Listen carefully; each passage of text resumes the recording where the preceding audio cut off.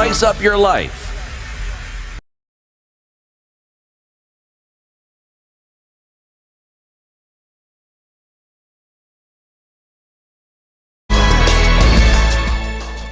Good morning, this is the News Wire. I'm Leah.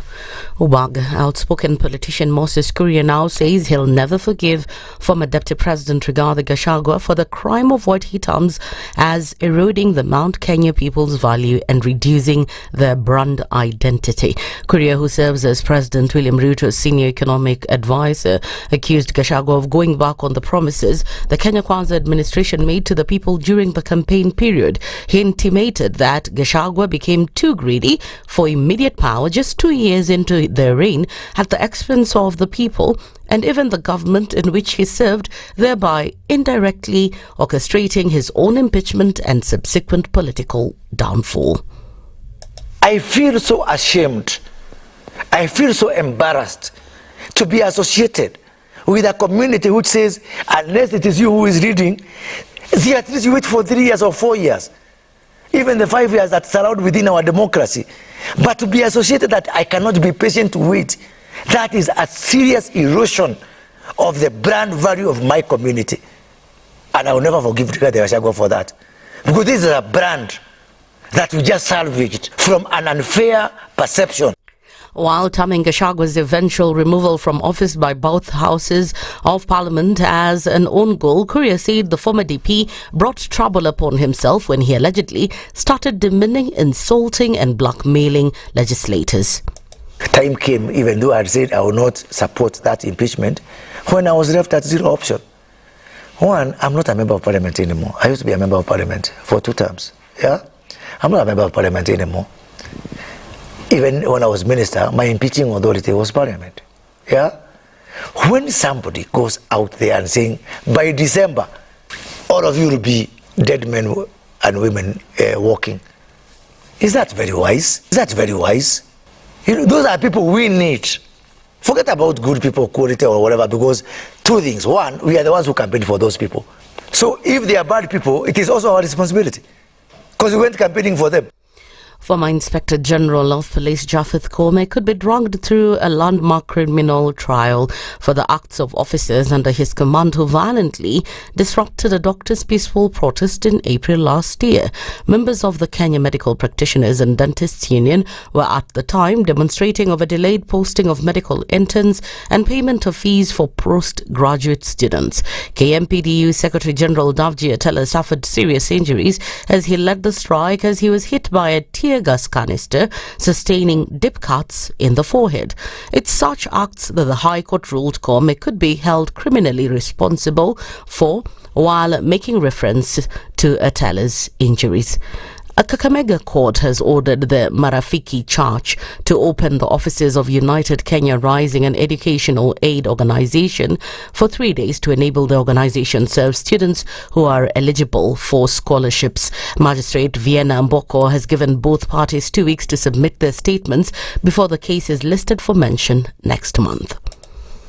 Access for 3 days for me is not too much to ask, bearing in mind that I have children staring at me in court. For me, I ask it is granted 3 days access to the subject premises for avoidance of doubt. The 3 days are from 9th of January 2025 to the close of business on 11th of January 2025. Mentioned on the 26th of February to And the organization's lawyer Wellington Sedaki opposed the church's lawyer's proposal to give them 1 hour to produce their documents, which prompted the judge to seek a 3-day compromise. The premises, they're based at Malemba Church, that is Quakers Friends. Their premises were closed on the 31st of December 2024 without any due notice. They have coexisted together since the year 2002. What leads to this incident today was to get an order to access the premises to facilitate the students before us to be able to go to school, to be given the check and back pay slip for their fees at different institutions within Kenya. Members of United Kenya Rising, through their Chief Executive Officer, Nelson Ida, have expressed satisfaction with the decision. Nataka nishukuru koti, maanake imetoa uamuzi ambao at least tunaweza kusema kwamba it's a relief to us. Maanake kukaa wanafunzi kaa nyumbani kwa muda wote, wakikaa nyumbani kwa sababu hawana school fees haingekuwa jambo bora. Kwa hivyo tumekuwa granted access to the building from kesho, that is for 3 days. Tuweze kutoa hapo stakabadhi ambazo ni za muhimu sana kusababisha sisi na staff wote, ili kwamba tutaenda pale tuchukue vifaa vya muhimu ambazo vitasababisha wanafunzi kwenda shuleni. Na nafikiria kwamba hata kila mtu ambaye ako mahali hapa wako na furaha, si ndio? Yes. That's the news wire. I'm Lea Ubaka.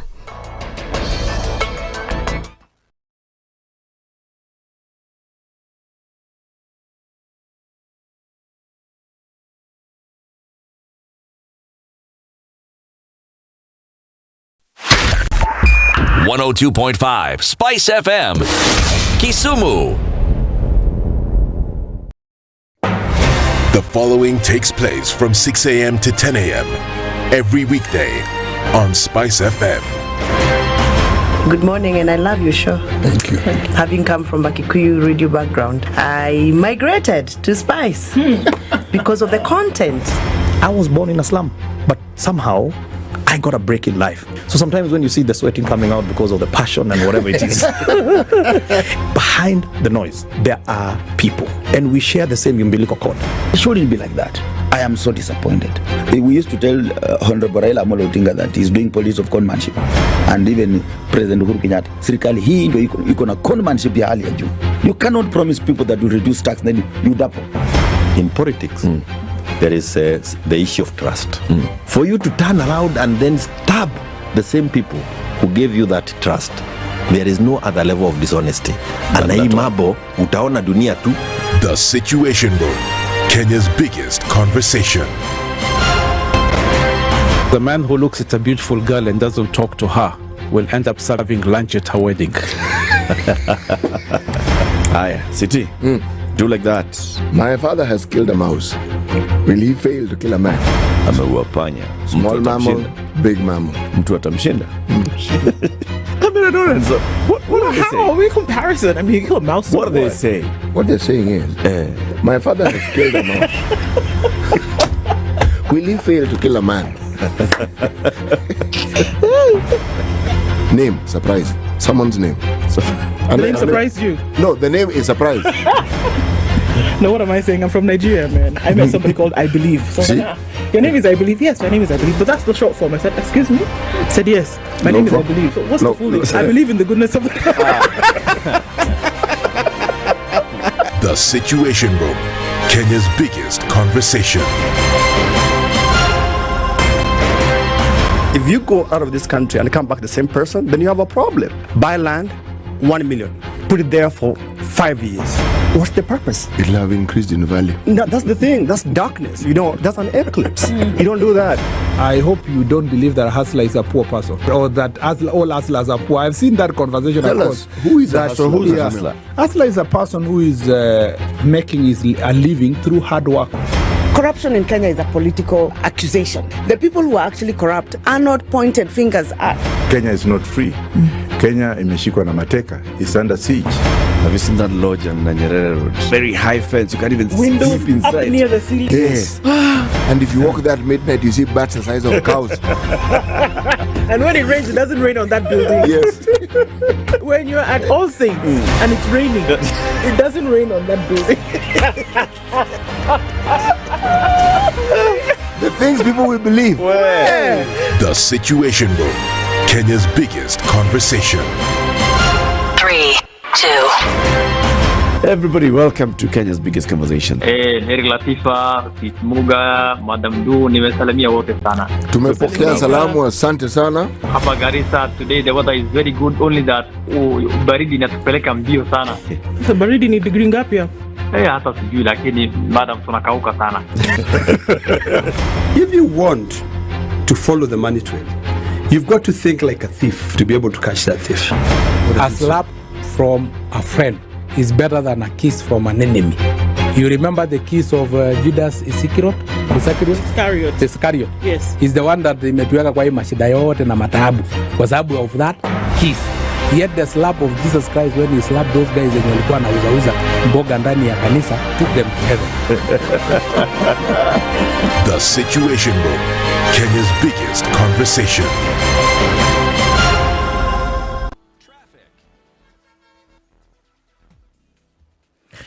It is Thursday. Let's take a look at what's happening on the roads this morning as you get out and about. Always going to start right there at Landis, where there's some traffic heading through towards Haile Selassie. Kamkunji is where folks are offloading vegetables that you will eat today, and it's already starting to look a little bit jam-packed as you get towards that junction. Uhuru Highway is looking good all the way from the Nyayo Stadium roundabout, coming off of Mombasa Road, heading out towards the CBD. Ngong Road looking good. Langata Road, not much happening here at all.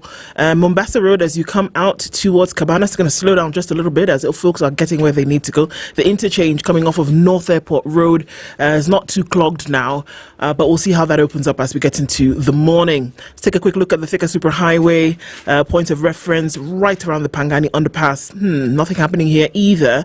And as you come off of Outer Ring, what you'll see is some traffic starting to build on Kangundo Road, but I think we'll be fine getting into it. It's still early pickings. Let's see what happens as we get into Thursday proper. We shall talk. SpiceFM KE on X, hashtag The Situation Room.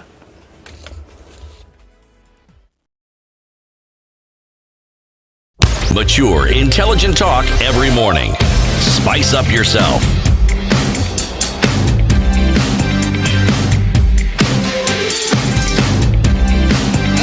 Mornings done right.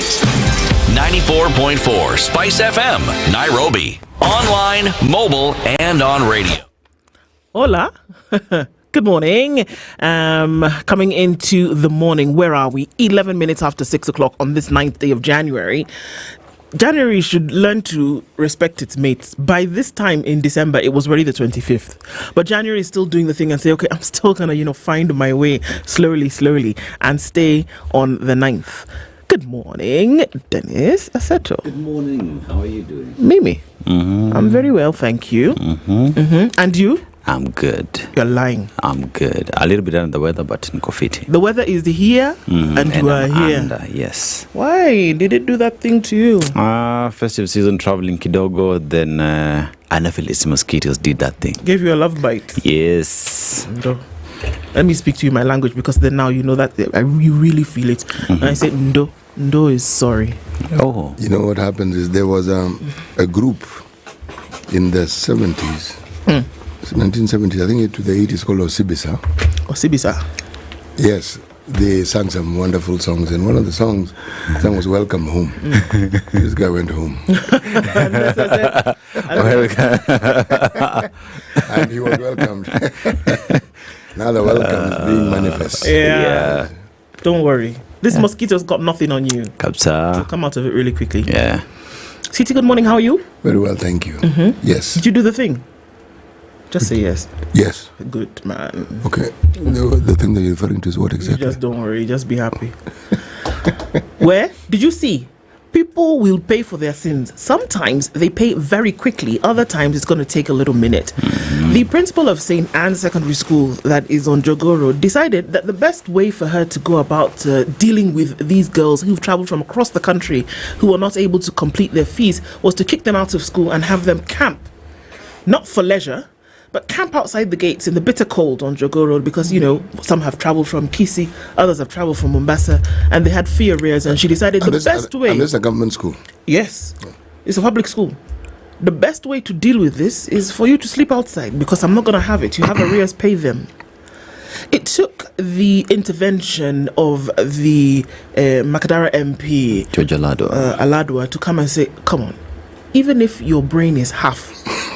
When God was giving brains and he said, yours is half. Even if yours is half, there should be some kind of logical thinking as to how to deal with this matter. Some people have traveled across the country. They have come to school because they have arrears. You're going to keep them sleeping outside in the dead of night. They were then later allowed to go back into school, and then we deal with this. But did it have to get to that? Does it ever have to get to that? I saw so many things on socials yesterday. I was really, I was so incensed. And I saw another video of a young 3-year-old boy in a school in Nigeria being manhandled. 3-year-old? 3-year-old. 3. being manhandled by a teacher. And for me, I took issue with the one who was taking the video and this teacher who was beating this boy. But then later on, I thought to myself, you know what? I'm glad the video was taken. And I say glad very carefully, because then nobody would have known what happens to the children in these schools. And nobody would have known what goes on. And so social media has become a place whereby many answers can come out really quickly. Look at what social media did with St. Anne's, and now that was dealt with. And look at what social media did with this young boy in Nigeria, who the teacher, within minutes, it was all over the place, spread like wildfire. And Lagos State Police Department was in that school in 1.5 hours, and this woman had been arrested. But for me, the issue was, why put your hands on children in that manner? Why mistreat children? Whether it's a 3-year-old boy in Lagos who's being beaten up by a teacher, or it's girls who've traveled from across the country and having to sleep outside in the cold on Jogo Road in Nairobi. Where are we going? Let me ask you, do you really think that these incidences are, should we say, the exception and not the rule? It seems like it's the rule, though. I would say so, because there are very many educators who are humane and do a wonderful, wonderful, wonderful job. Absolutely. And if we were to do the rounds, and we must do this survey. We would find them. We will do this, and we will ask our audience to tell us of head teacher schools where they've seen humane individuals handling and managing the affairs of these young citizens well. And we will also we want to celebrate them. Yes, and want to be told about these inhumane individuals who must be sacked. Whatever processes that you follow, they must not be allowed to teach again. Honestly. There are other jobs they can do. They can work for the inspectorate of the county. You can do something else. Where you're allowed to be inhumane. You can sweep the street and use your aggression and frustration to sweep the street. There are places where such things are allowed. Yes. You can look for jobs there. Not handling people's children. No. I actually like that. I think it's important for us to know, and I think this is just a call, and we can do it over the next couple of weeks. Yes. Continuously. Tell us those individuals who are actually doing a good job. The person who said that one apple spoils the bunch knew what they were talking about. It just takes one rotten apple to spoil everything. There are so many wonderful educators. We'd love to know who those guys are. Many. We've even interviewed some. We have. We've interviewed some. But these are the ones who must leave the profession. They must go. Some must be prosecuted, some must be jailed. Absolutely. You cannot allow for this to happen. It is wrong. It is wrong. It doesn't matter. I can owe you 1 million shillings and I've not paid school fees. Yes. I can. Yes. But there are some things you just don't do. It doesn't matter what kind of logic you're trying to apply. It doesn't matter. So I think that's it. And I think what we'll be doing over the next couple of weeks is that, let us know who are these educators who are actually doing a good job. Who are these head teachers? Who are these subject teachers? Who are they who are actually making the face of education shine? Let us know. And then call out those who are actually not doing what they ought to do. And so that's what we'll be doing, and we'll shine a spotlight on that, just like we did with COVID every morning. We did. When we talked about what the situation report is, let's look for those gems in the system who are actually doing a good job, and we'll take a little minute every morning to do something about that, right? So a good morning to you. I'll let you know really quickly what we'll be discussing this morning, and then we'll get into it proper. All right, our conversations today look a little bit like this. At 7 o'clock, we will be having a conversation with the Deputy Director of Road Safety Programs at NTSA on road safety, that Dr. Duncan Kibogong, and we'll be looking at, look at our roads. How is that? How are we driving? What are we doing? And what is the status report there? Boroughs, you've heard of them. That's a conversation that we'll be having at 9, and the role of boroughs in a county system. And Patrick Silili Adolwa, who is a consulting town planner, will be with us, looking at Nairobi, probably that to use as an example. And finally, the Deputy Governor of Murang'a County, Stephen Munania, will be with us at 8 a.m, right in the middle of it. The future of leadership and youth development. There is a future, and where do the youth come into that. Those are conversations we'll be having this morning. Let's us take a quick break, shall we, and look at what the weather has in store this morning, and then we'll come back and say hello to you. We can see you all trickling into the room this morning. Karibuni sana. Good morning. 19 after 6.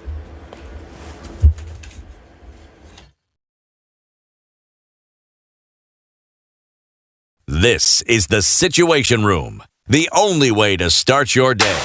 The weather with SpiceFM.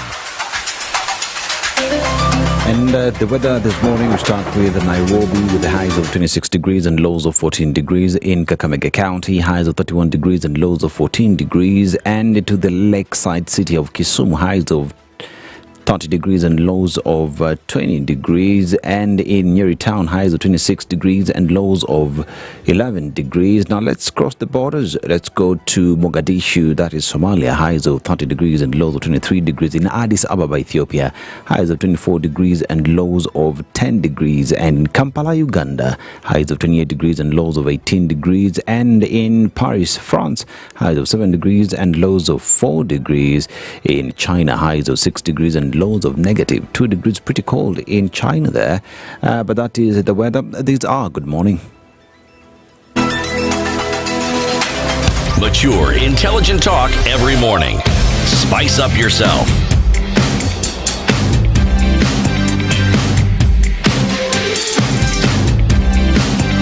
Mornings done right. 94.4 Spice FM, Nairobi. All right, we see a number of you trickling into the room this morning. How about we say hello to you and where you're tuned in from? Yeah, and we start with Don Sabwa now. Dennis, ask our City. Now, could there be imminent death of UD and Azimio? Yes, it's possible. It's possible. The question you need to ask really is, which country are we in?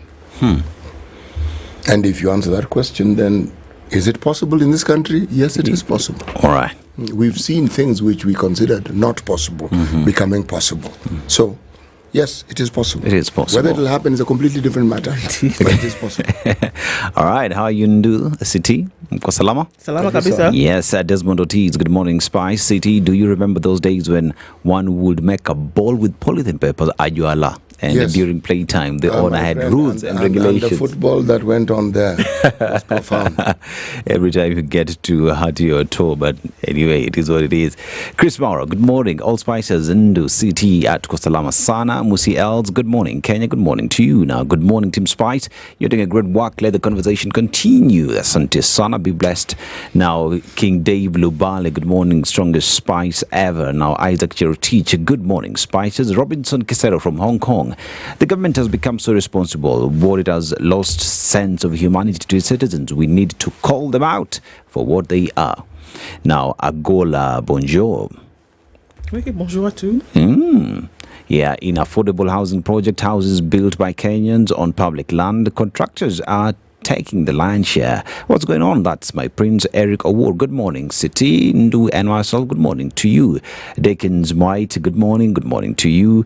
And we have Jacqueline Esanda. Good morning. Good morning to you too.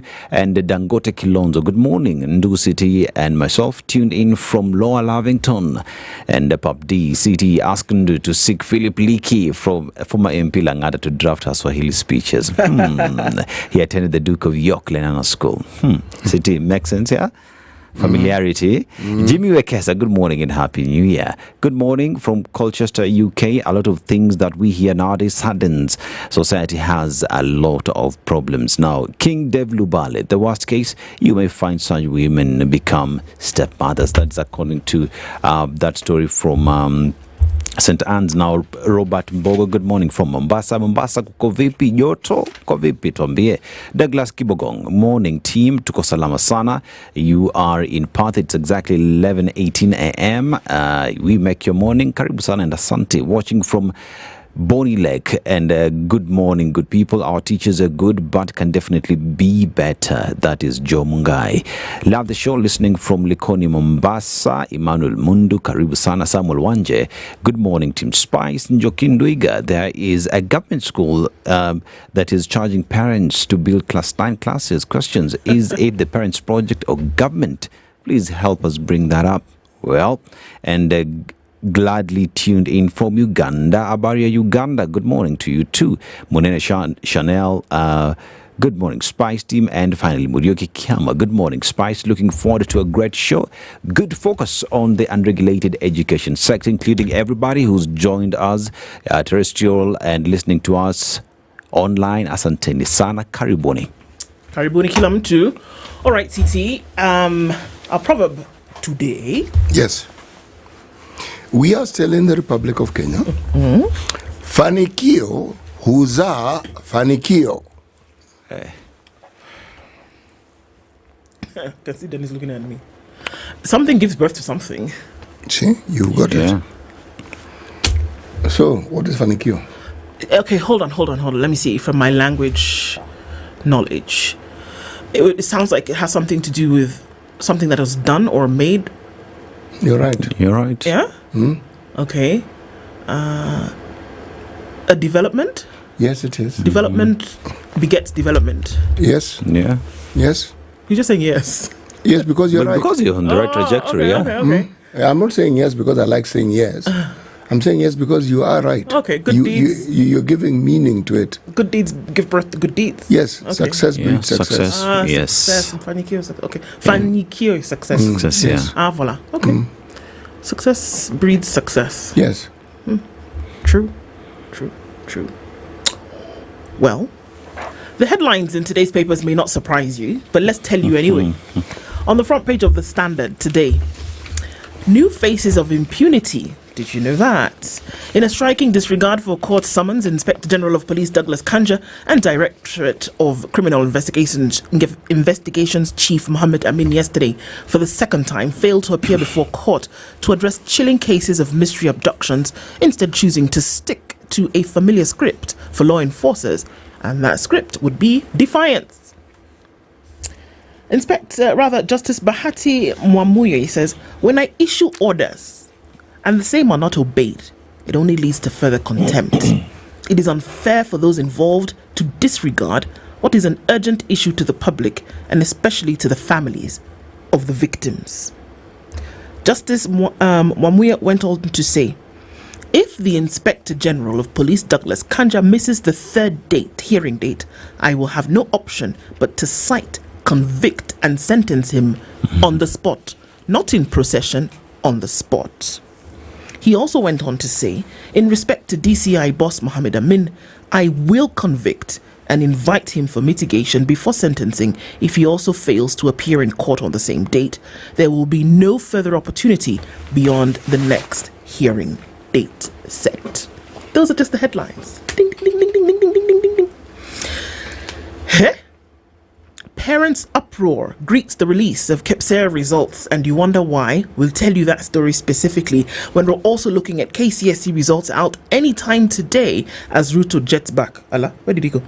Examination results for 965,501 Form 4 candidates, a cohort whose secondary school journey was marked by major setbacks, are set to be released anytime from today, with the Kenya National Examinations Council expected to brief President Ruto. He's usually briefed before the results are announced.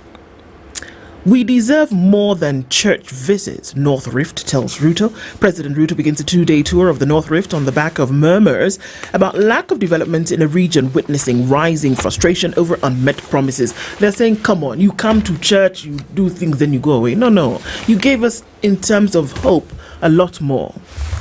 Pain as new taxes kick in, my goodness.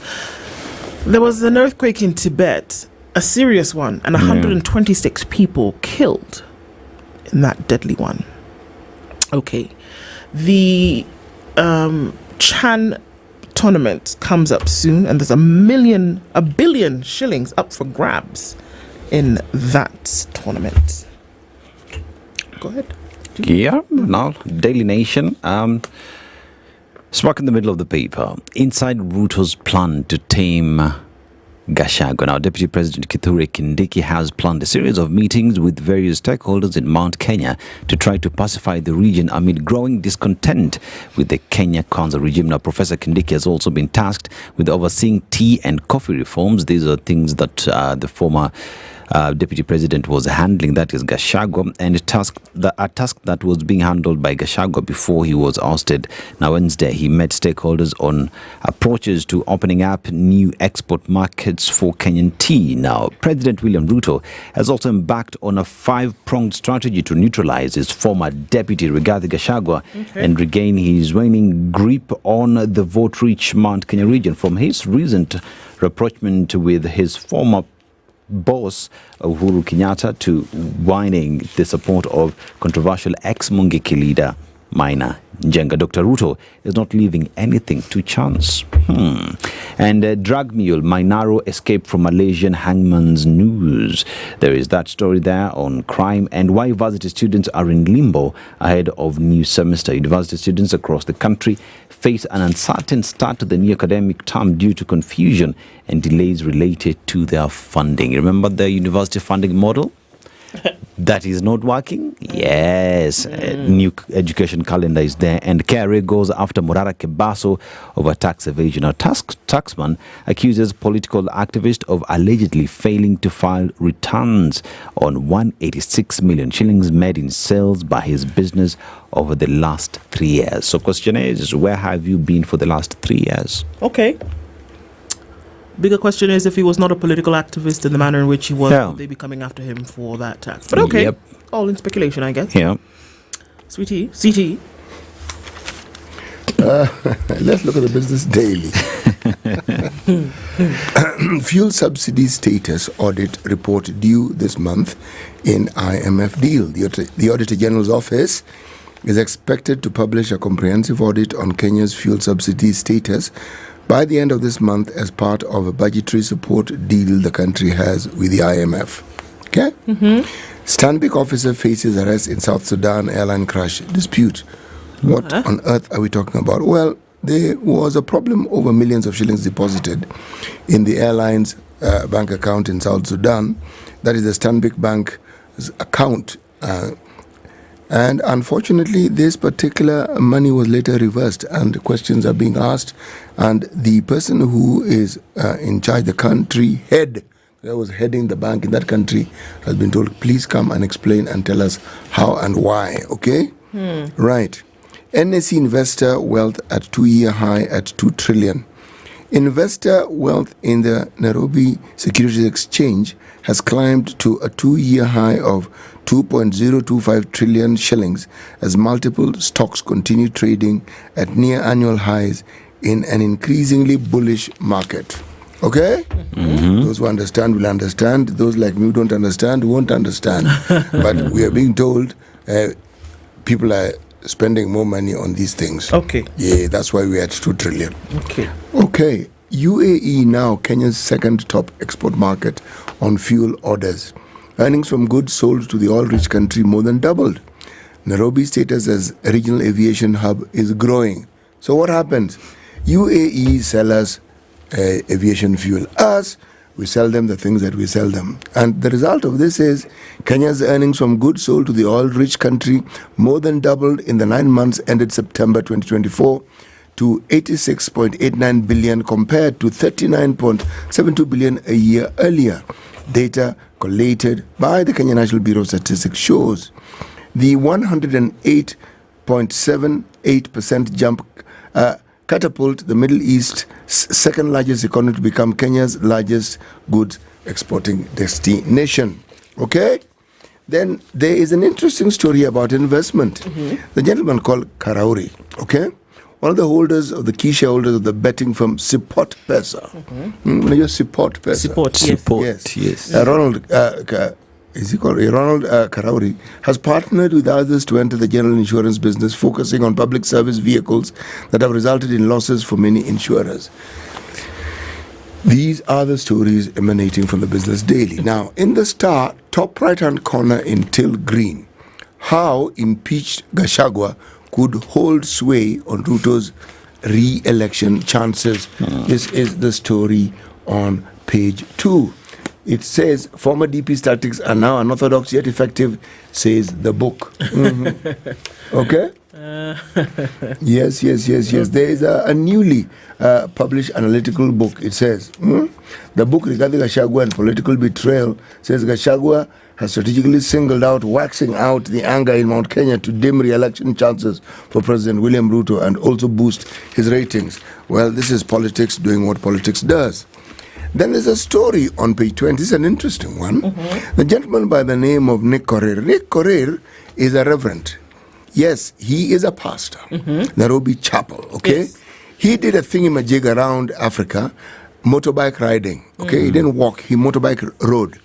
And this is a story of his experiences riding across Africa, how he was conned by some, how he saw and experienced generosity from strangers, and generally this and that. I'm going to be asking the pastor to come to the show, to come and tell us a little bit about his experience and why on earth he would ride around Africa. Yeah, I mean, sure, there's so many things to do. You can climb Mount Kenya, you can climb Mount Elgon, but he chose to motorbike ride across Africa. Why? Appointments. SRC nominees await outcome as MPs meet. Nominees to the Salaries and Remuneration Commission are set to know the outcome next Thursday when MPs meet, among others, to consider President Ruto's cabinet picks. Why are we making this sound like it's a mystery? It's quite obvious what's happening. Anyway, this is what we in Kenya refer to as an obviosity. Teachers and cops stop Ruto's 430,000 jobs. President William Ruto's administration plans to recruit 30,000 police officers in the next 3 financial years starting this July. Overall, the Kenya Kwanza administration has budgeted 430,000 jobs in various sectors, including teachers, in the spending period. Bang in the middle of the paper. Please. Humane. Judge says it's possible to maintain order as citizens exercise rights. Very. Right. Hey man, the court has spoken and spoken and Loudly. spoken. Ex-IG Koome, and this one isn't the headline, but I'm adding, and other police officers to face trial over police brutality. Police officers, yes, those in leadership. Okay? Court rules IG to be held personally responsible for actions of officers under him. The same will apply for other officers who have others under them. Something happens, you will come and answer. You will tell us why. It's not a small wahala. Yeah, this story is on page 4 and 5. There's a lovely picture here where we have our deputy president and the health CS, the Boda Boda. They are holding a newborn by the name of Beatrice Magdalene Kuboka. And he's wearing this, what are these things called? A white lab coat. They're both wearing white lab coats, which are a little oversized for them. What are they? They're holding a baby because what? Well, Dr. Kindiki visits KNH to assess UHC rollout. Oh, for That's the crying headline, out. okay? No, it's a nice picture. Any picture that has a cuddly little baby. Yeah. It's very good. Oh, look at you. Getting all Mimi. I know. Okay. How about we take a break before CT now wants to tell us how he wants to, and never mind. We take a break and look at what's happening with traffic. We'll come back and look at more of these stories in detail. It's 23 to 7.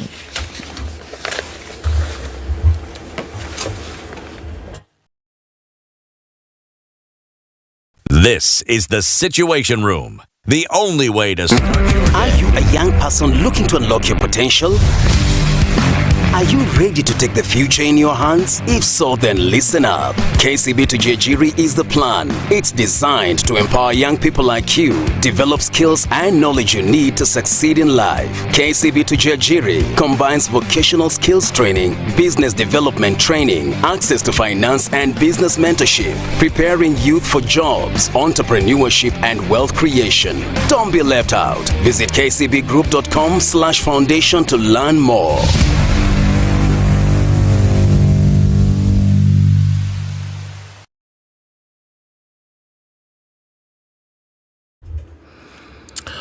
All right, still looking good. Folks are getting where they need to go this morning. A little bit of traffic in different parts of the city as you're trying to get in and out of the CBD, but nothing worrisome, not at this point, at least. Just a little bit of that Haile Selassie. We're going to see that busy for some parts of the morning. Coming off of Thika Superhighway, traffic has started to build, and we're looking at traffic coming in from Survey through towards the junction, going towards Wangari Maathai Way and Muranga Road. Outer Ring, a little bit of traffic as you come through to the Thika Superhighway on this side and onto North Airport Road on the other side. As you come out of Waiyaki Way, a little traffic heading out towards Westlands. But again, still early in the morning. Let's see what happens. The Southern Bypass looking good as it does on Langata Road and on Ngong Road as well. Okay, we'll talk in a bit. Talk to us. SpiceFM KE on X, hashtag The Situation Room. Mature, intelligent talk every morning. Spice up yourself.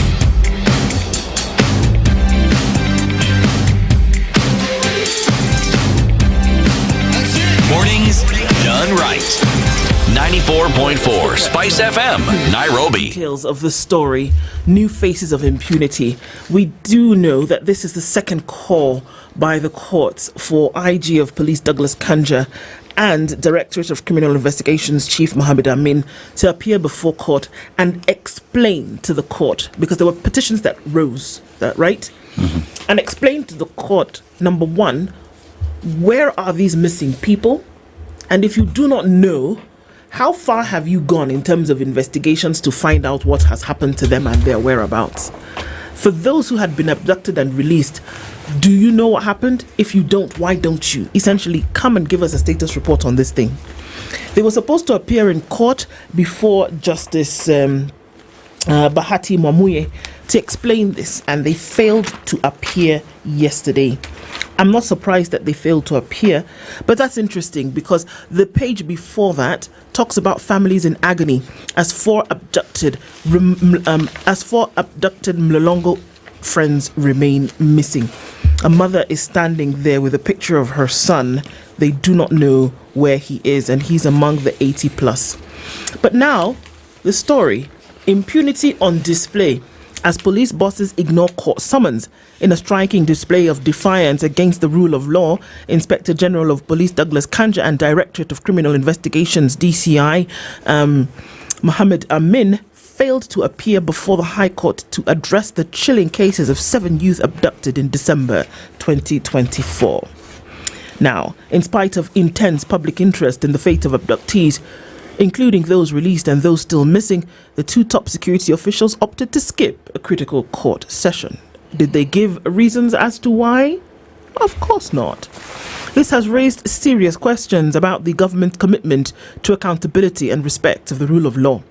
Kanja and Amin's absence underscored a recurring culture of impunity, leaving Kenyans to wonder, what message does this cavalier attitude send to a nation grappling with the trauma of abductions and enforced disappearances? How can a government demand accountability from its citizens when its own leaders so brazenly disregard court orders? Although 5 of the 7 abducted youth have since been freed, one of them, missing Stephen Mbisi Kavingo, remains missing. The fact did not escape the attention of High Court Judge Justice Bahati Mwamuye, who expressed deep concern over the authorities' failure to prioritize the matter. He said, and I quote, "This issue is on the minds of most Kenyans today." He emphasized that abductions which have gripped the country should be a key concern for the police, particularly in safeguarding the safety and freedom of the victims.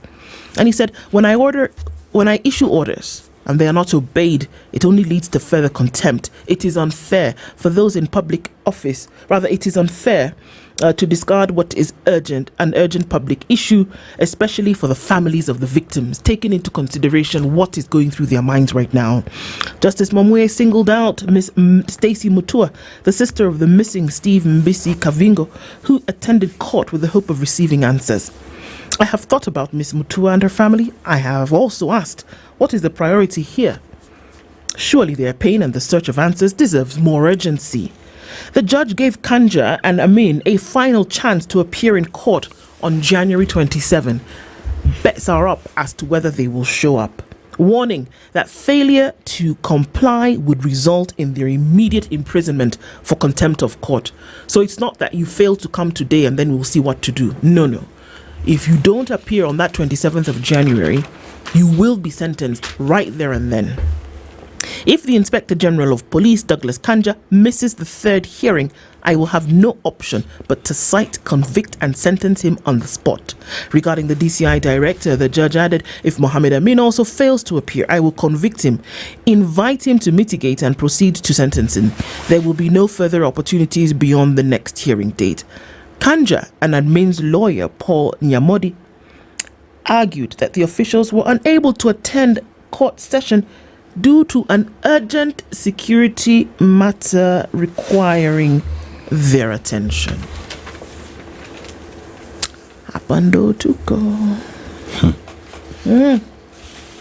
So, there was another security matter requiring their attention, and this one just, was not as important, I guess.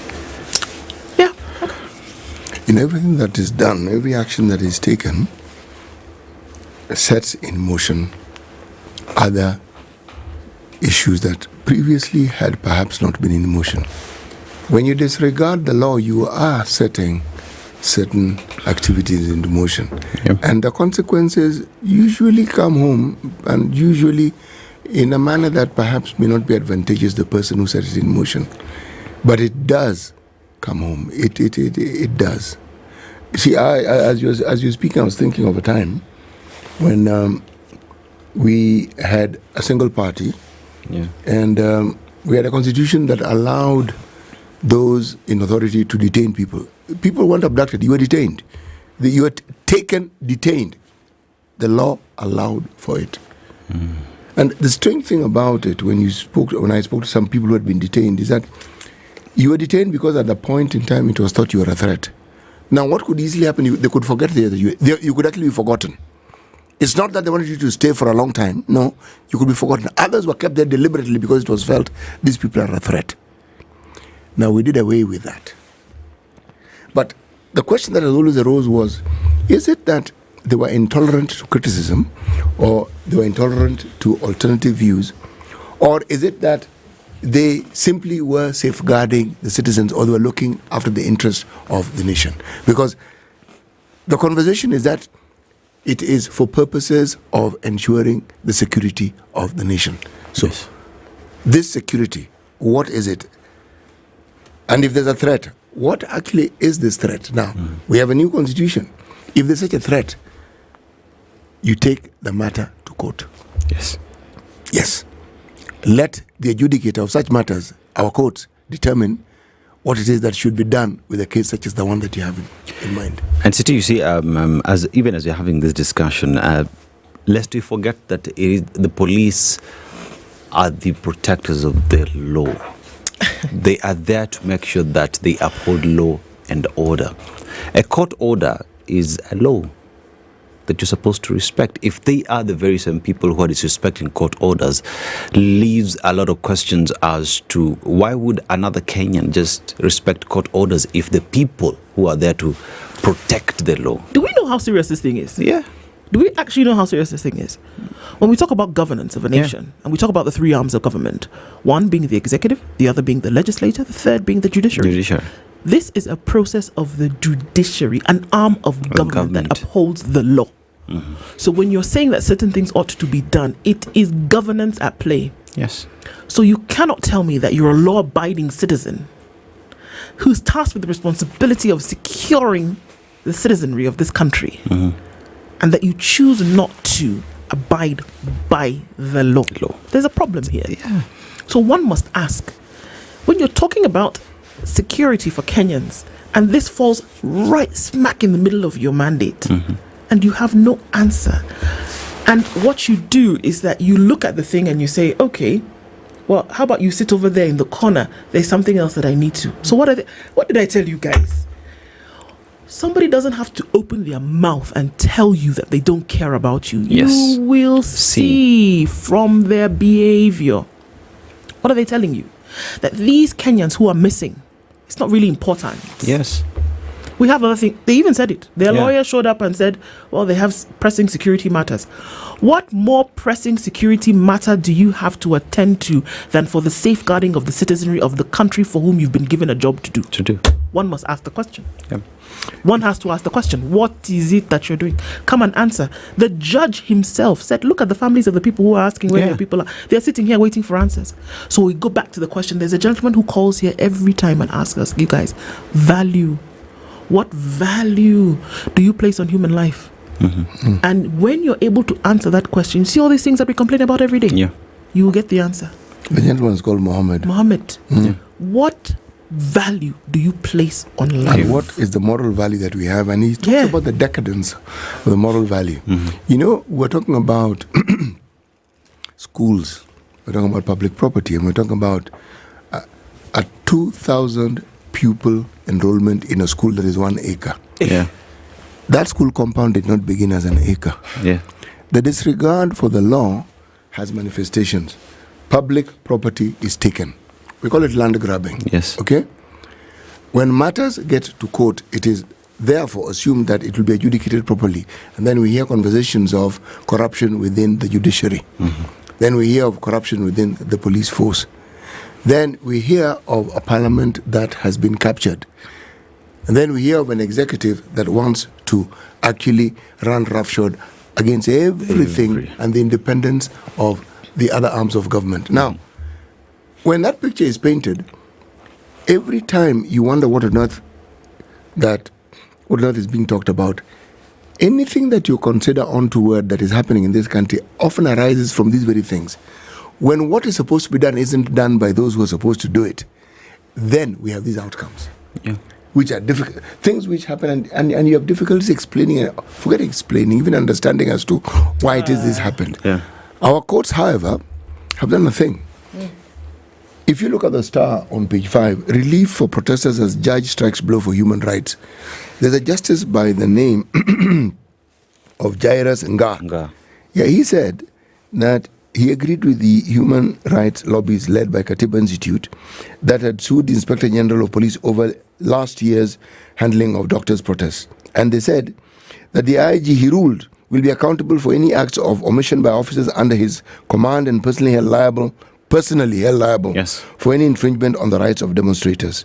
Under international humanitarian law, the doctrine of command responsibility holds that both police and military and non-military commanders can be held individually accountable should those serving under them fail to uphold the law. Yes. So, there is movement. One arm of government has come up and said, we are going to do what we're going to do the law. If the judiciary is the arm of government that's going to stand up and say that, number one, we refuse these things, and number two, the value quotient of human life is actually going to raise under our watch, then let it be. Let them be the ones who are going to go ahead and do it. Absolutely. And that ruling by Justice Jairus Nga goes back to the demos. We saw police officers dressed in civilian attire, and people are asking, why are you masked up? Why are you not identifying yourself? Which goes to say that right now any Kenyan can go and say the IG should explain why his officers are not dressed according to their own modus operandi. But we're also seeing pushback already, Dennis, where people purporting to be police officers are being questioned by the public. They're being said, no, without your identification, sorry. We will not allow you to do whatever it is you're going to say. Now, you see, this is what happens. If those who are tasked with upholding and ensuring and maintaining law and order do the complete opposite, the citizenry will follow suit. This is the problem. And this is how you bring about chaos. This is how you bring about the very problems that we're trying to prevent. And you can see where it emanates from. Starts from the top. Indeed it does. What story you have done? Now let's go to education. Outrage as city school principal locks out students over fees. Now the decision by the principal of St. Anne's Girls Secondary School in Makadara, Nairobi, to lock out students who reported back to school without school fees has sparked public outrage now. Ms. Veronica Muli Tuesday blocked the girls, some of whom had travelled long distances from entering the school.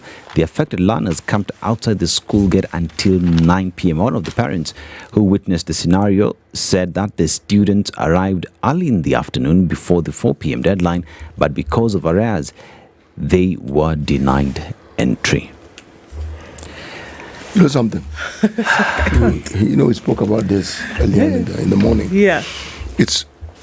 We really do want the citizens of this country and those who listen to the show, call in, write to us, tell us. Yes. If you know of people who are in the education sector who are doing a sterling job in ensuring that the learning process and that the education of the citizenry, the younger members of our citizenry is being conducted in the manner it should, please tell us about it. If there are those who are abrogating the law and doing what shouldn't be done, let us also know about it. And please, don't just mention it vaguely. Mention the school, mention the individual, so that we know.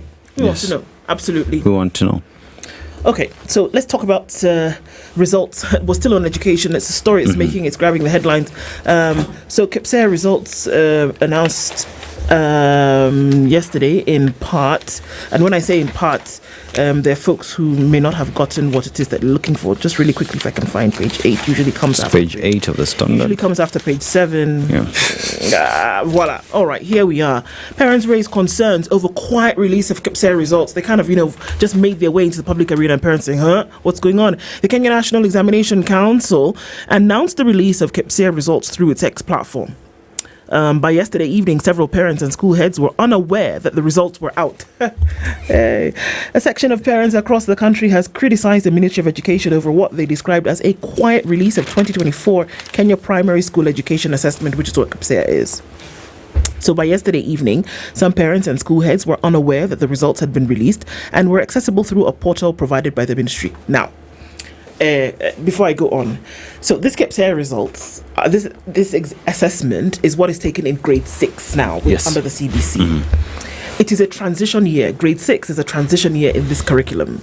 So you move from grade 6 obviously to grade 7. Grade 7 marks your beginning in junior secondary, which is now comprehensive school or whatever. Junior secondary. Okay? So the assessment results, because it's still exam-based, this thing, no matter when you want to call it a competency-based, whatever, the assessment still is a requirement. And this assessment, essentially, although we know that there is full transition, this assessment is a marker over now the 6 years of secondary school, is a marker as to how you would have performed to allow you to be placed. And remember, we're going into pathways later. So whether you go to a STEM or you go to a humanities arts, it is a marker in terms of what's going to happen. The expectation then is that when you make these results known, that everybody should know, we have released the results, this is what it's going to look like for you. It's not your run-of-the-mill cat. It is a big deal. All right. So they said, why wouldn't you tell us? They accused the ministry of mismanaging the examination and its results. Kenya National Examination Council announced the release of the results through its X platform. As had been the norm since KPSEA started 3 years ago, the results had been uploaded in the portal for schools to access. The 1.3 million candidates who sat for the KPSEA assessment will transit to junior secondary school. Kenya's Certificate of Primary Education, which was used to test students according to Form 1, joining Form 1, was last administered in 2023. Now they say the 2024 KPSEA results are ready and have been uploaded on the CBC portal. Schools that presented candidates for the assessment are advised to log into the portal and access the learners' specific reports. But parents said, no, you don't treat us like that. Not for a big assessment year. You should have announced it. You've made it a big deal. Let us know. On the other side, folks are saying it's an assessment. We get the results, we move. We're still putting too much emphasis on exam results, whereby we're saying now that we've transitioned to a competency-based system. The assessment results really shouldn't matter that much. Does it not matter to the parents is the question. It does. And even then, why release it on X platform? How many parents can access the X platform and then release it at night? Because I remember during the day here, our reporters were running around trying to find where this information is. If us as journalists could not access it, now think of a parent who is not on X. I mean, it would not cost the ministry anything to just call for a national address. We have released the results. You can go get them here, and that information is with the head teachers. Results in this country. But what normally happens? It is a big deal. A press conference is Yes. A press conference is called. There's the rolling of the red carpet. People eat breakfast. They do at a hotel. If not at KNEC, as I like to call it, if not at the KNEC headquarters where there is a presser. There's a presser first, and then they say, now they have been.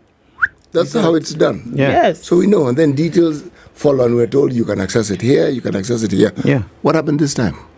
It was released on X at night. We're getting that information at night. I mean, the parents who are complaining have every right to, because as we speak here, the right to information is a constitutional right. When you are told right, it means it is a right. It is a right. Everyone should have this information. Why is it that you're assuming that everyone is on X? Find an easier way. Have a press conference. It will be broadcasted on radio, on television. Speculation is rife. Because we're going to the top of the hour. Speculation is rife. Why would you do that secretly like a thief in the night? So we'll discuss. So we'll look at this thing, won't we? Absolutely, we and will. We'll go into details. And why don't we look for somebody in the Ministry of Education? I think it's absolutely necessary. So we should actually come and shed light on this thing, because here we are speculating. Yeah. Ministry of Education, Kenya National Examination Council, please come and tell us. We'll do that, Lydia. Maybe we need to look into that, because I think it's absolutely important for us to do. Let them come and explain. Yeah, because why? Of course, before we start to answer on our own, let those who are right in the middle of the thing come and give let them come and tell us what exactly is happening. Exactly. We'll do that. We're going into more conversations at the top of the hour. And remember that our live streams are up on YouTube and Facebook, and soon to welcome our audiences on KTN. And we continue with this morning. All right. And we'll let you know more of that as we go along. Asante Sana, good morning. It is now 7 a.m.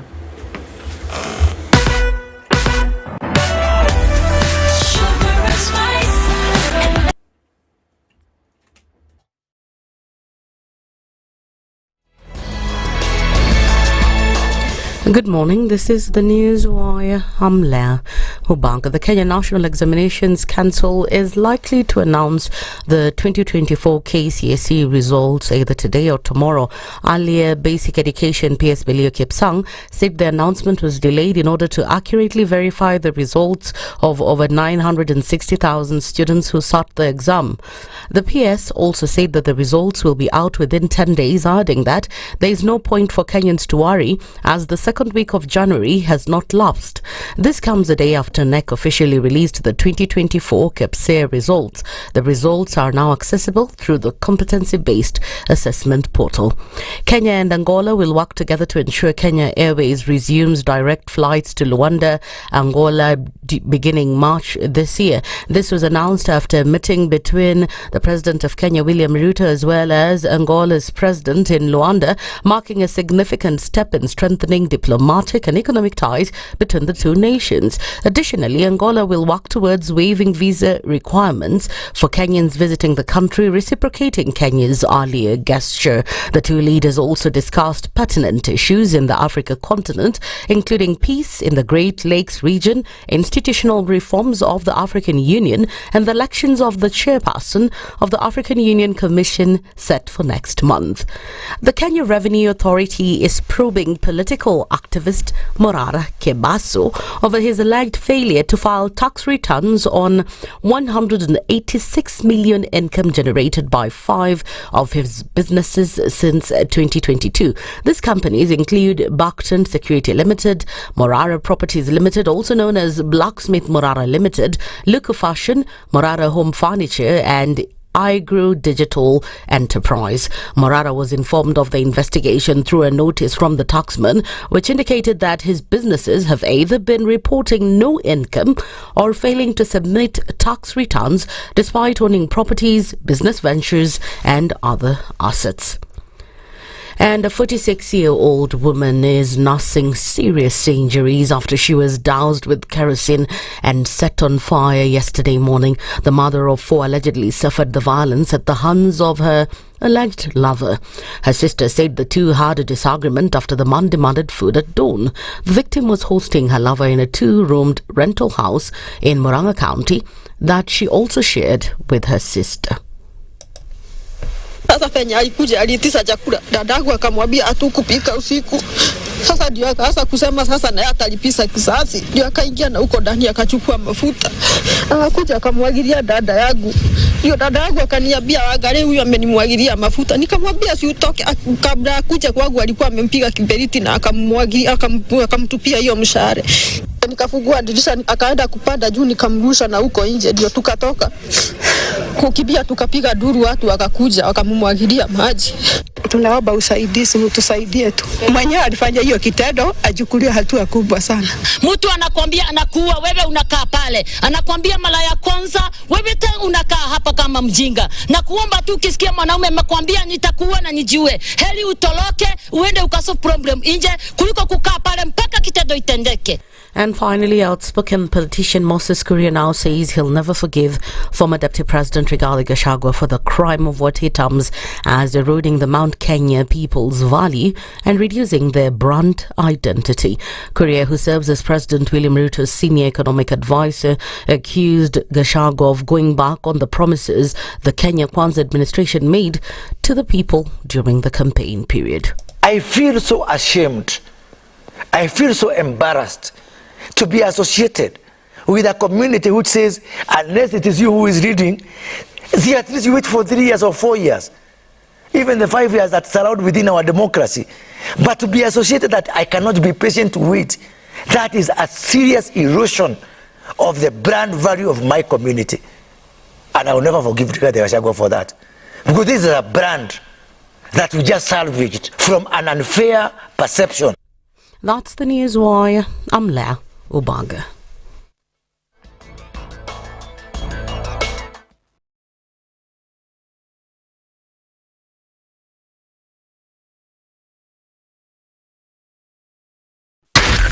SpiceFM, Nakuru.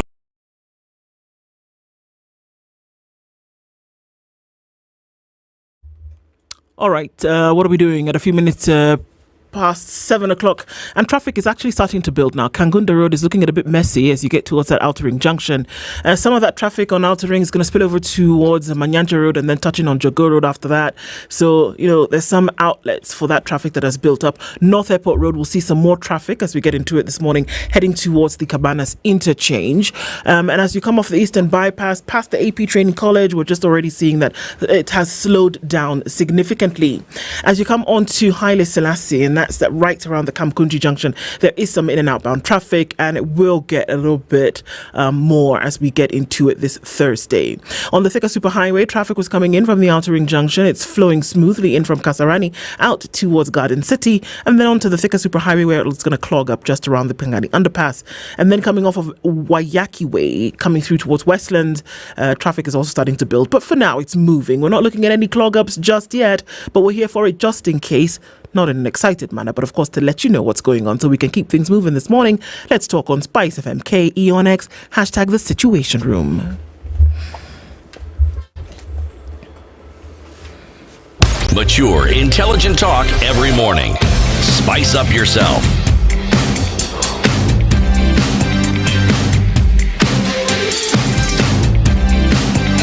Mornings done right.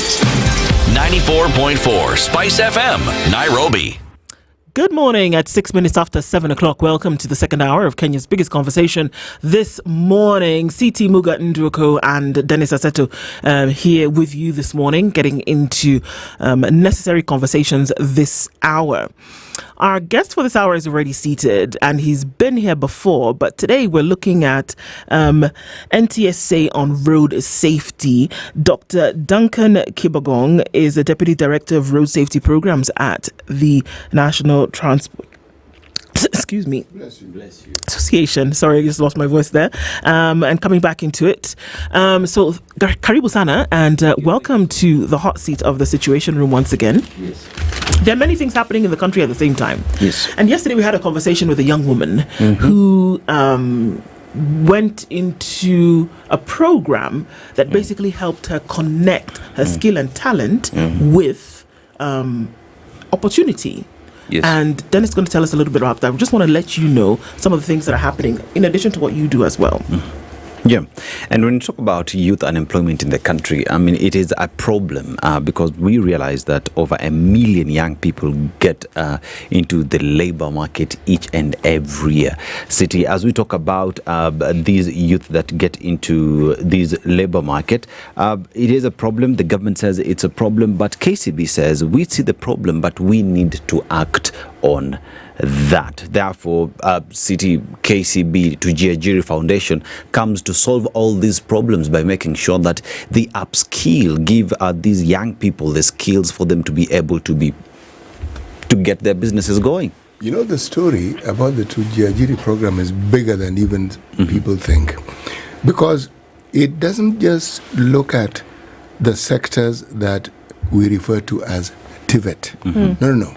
It goes beyond that. There are individuals who have been in industries like the blue economy.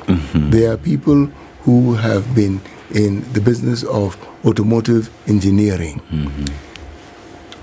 People have, individual citizens of this country, young people, have had the opportunity to have a dream that they had, a business that they had, expanded because of knowledge, financing, and the ability to understand greater markets, improve to the point where what started off as a one individual affair grew into a business that involved many other people, one, to a business that helped now mentor other people to grow into that particular business. Right. Yes. And the Giajiri platform actually combines several other things. Let me just go through them. Vocational training skills, business development training, access to finance, and business mentorship. And mentorship is such a key thing in this because it makes sure that I'm not only giving you this skill, I'm not only telling you how to start your business, but I'm holding your hand throughout this exercise to make sure that your business does not die, that it continues to grow and you become a markup and a reason for people to celebrate because you are doing something great. One of the biggest hindrances to businesses is money, finance. And when you have a financial institution that is telling you, beyond just acquiring the skills that you need for this business, we are going to do more. We are going to enable you, one, to actually manage your finances well. We are going to ensure that you have the equipment, the technical know-how, and a market that can serve the interests of the business that you have. Now, that gives you a platform from which anyone who is in business can grow. Yes. Yeah. And when you talk about equipment, I mean, they are even partnering with the institutions to give them equipment that they get to jumpstart their business. You know, they're partnering with people like Bosch to just make sure, you're a plumber, you need these drills, take these, go start your business and shine. All this information, kcbgroup.com/foundation. Fantastic. Dr. Duncan, Kibong, just good stuff happening, isn't it? Yeah. And as we're here to look at, NTSA and what's happening on the roads, coming off of the festive season, some of the things that we saw, good to get that update with you. So Karibu Sana to the Situation Room this morning. Thank you so much, Andu and the rest of the team here, Dennis and City. It's good to be back here. And as you said that, of course, NTSA, one of our roles is to work towards improving road safety in Kenya. Absolutely. Not just alone, but we work with many partners. Actually, we are more or less like a coordinator of a number of government agencies and government agencies to ensure that road safety in Kenya keeps on improving as we go along. Okay. Yes, so that is part and parcel of our work. And one of the important things at the current is that schools are opening. Yes. We are now doing Thursday. Some schools open right from Monday. To get some still are opening. Even the colleges are coming out of the festive season of December. And one of the things we always urge is that we need to have the younger generation, the younger people, go to school safely at all time. And that's why one of the reasons we are here is to urge Kenyan drivers and generally all the road users to ensure that at any one point they take safety as a personal responsibility in as much as the government is doing what they are doing. Let me give you a cup of tea this morning. Oh, yes. And our cup of tea is the Proverb. CT, will you welcome Dr. Kibogong with the Proverb today? Okay. Yes, we begin this year with Proverbs from the 28th most populous country in the world, which also happens to be the 7th most populous country in Africa. Which country is this? You said the 7th. I know it's a bit of an ambush. Yeah. So okay. So let me make it simpler for you. All right? Okay. It is a country where in the year 1999 there was a census, but the census was never announced. Which country is this? Could that be Somalia? Close. Census was done and it was. It was done, but it wasn't announced. It was never publicly. It was never made public. You said close. Close to Somalia. It's so close you'd be amazed. They even share a coastline of sorts. Don't tell me it's Kenya. Don't tell me.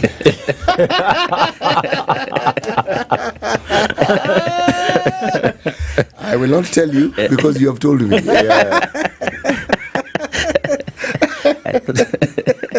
Yes. Fanikio huzaa fanikio. That is the proverb of the day. Fanikio huzaa fanikio. Yes. Success breeds success. Spot on.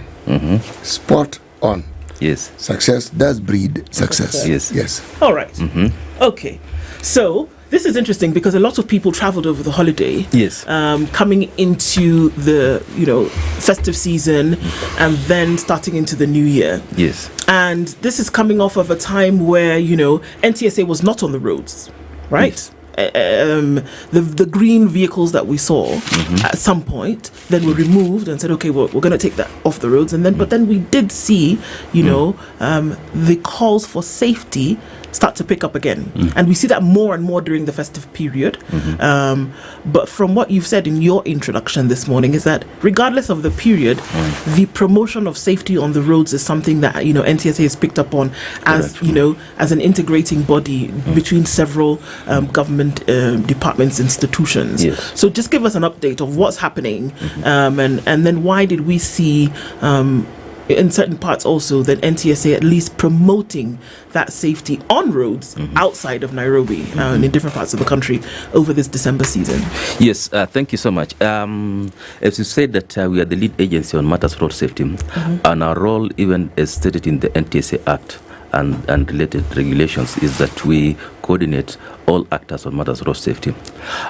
To be more specific on what you asked around December, is that traditionally there's some times of the year and even times of the week, maybe such times of the year where we've noted that there's a high number of road traffic crashes across the country, and therefore for various reasons why that is happening.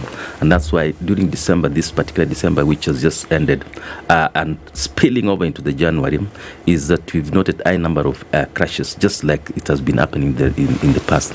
The reason being is that there's a lot of travel out of the cities or even within the cities. There are a number of behavioral factors which have been associated with this particular season, which promotes, or rather put it the other way around, which seems to increase the number of crashes. We see a lot of festivities, and some of these festivities come with some certain behaviors which have been known to increase. We call them risk factors. Drink driving, people going with speed, people traveling for a long period of time from them. So that is why when it comes to December, and indeed actually all across, because that's one of the things we'd want to make it all throughout, is that we're working with the National Police Service, and even as we speak currently is ongoing, National Police Service to do what you call joint enforcement of the law across major highways to improve safety. How that happens is that we work with the National Police because we have our own advantages over them, but them, they are the law enforcers, so we work with them. And you may not be seeing much of the green vehicles because we don't have those particular green vehicles currently, but we do have, of course, a number of vehicles which are on the road. And as I said before, working with the National Police Service and focusing on what you call the major risk factors which have been associated with and those are things like drink driving, speeding. In fact, we are talking up to 40% of major crashes have been associated with speeding. Issues to do with ensuring that people comply with the relevant regulation, including issues with roadworthiness of the vehicle, working on some things like ensuring that the vehicle is operating as per where it's supposed to be required. Because one of the things we've noticed is that during festive season, people want to make a kill. They want to make a lot of money. And you'll find some vehicle which is not supposed to be operating, say in Kisi, for example, beginning to operate. The danger with that is that you're operating in an area you are not familiar with, and at times, of course, outside the law, because PSV vehicles are supposed to operate on some particular. But we are not just focusing on PSVs alone. We also focus on private vehicles, me and your vehicle and myself, and at times, probably once in a while, you probably get stopped so that you ensure that you're also safe. And school vehicles, currently there's a lot of back and going back to school, and there are a number of vehicles both using the school vehicles, but at times also using the PSV vehicles and other vehicles, even private vehicles, and working, of course, with the Boda Boda. So those are some of the things we are talking about, because we want to ensure that over time we have safety on the road.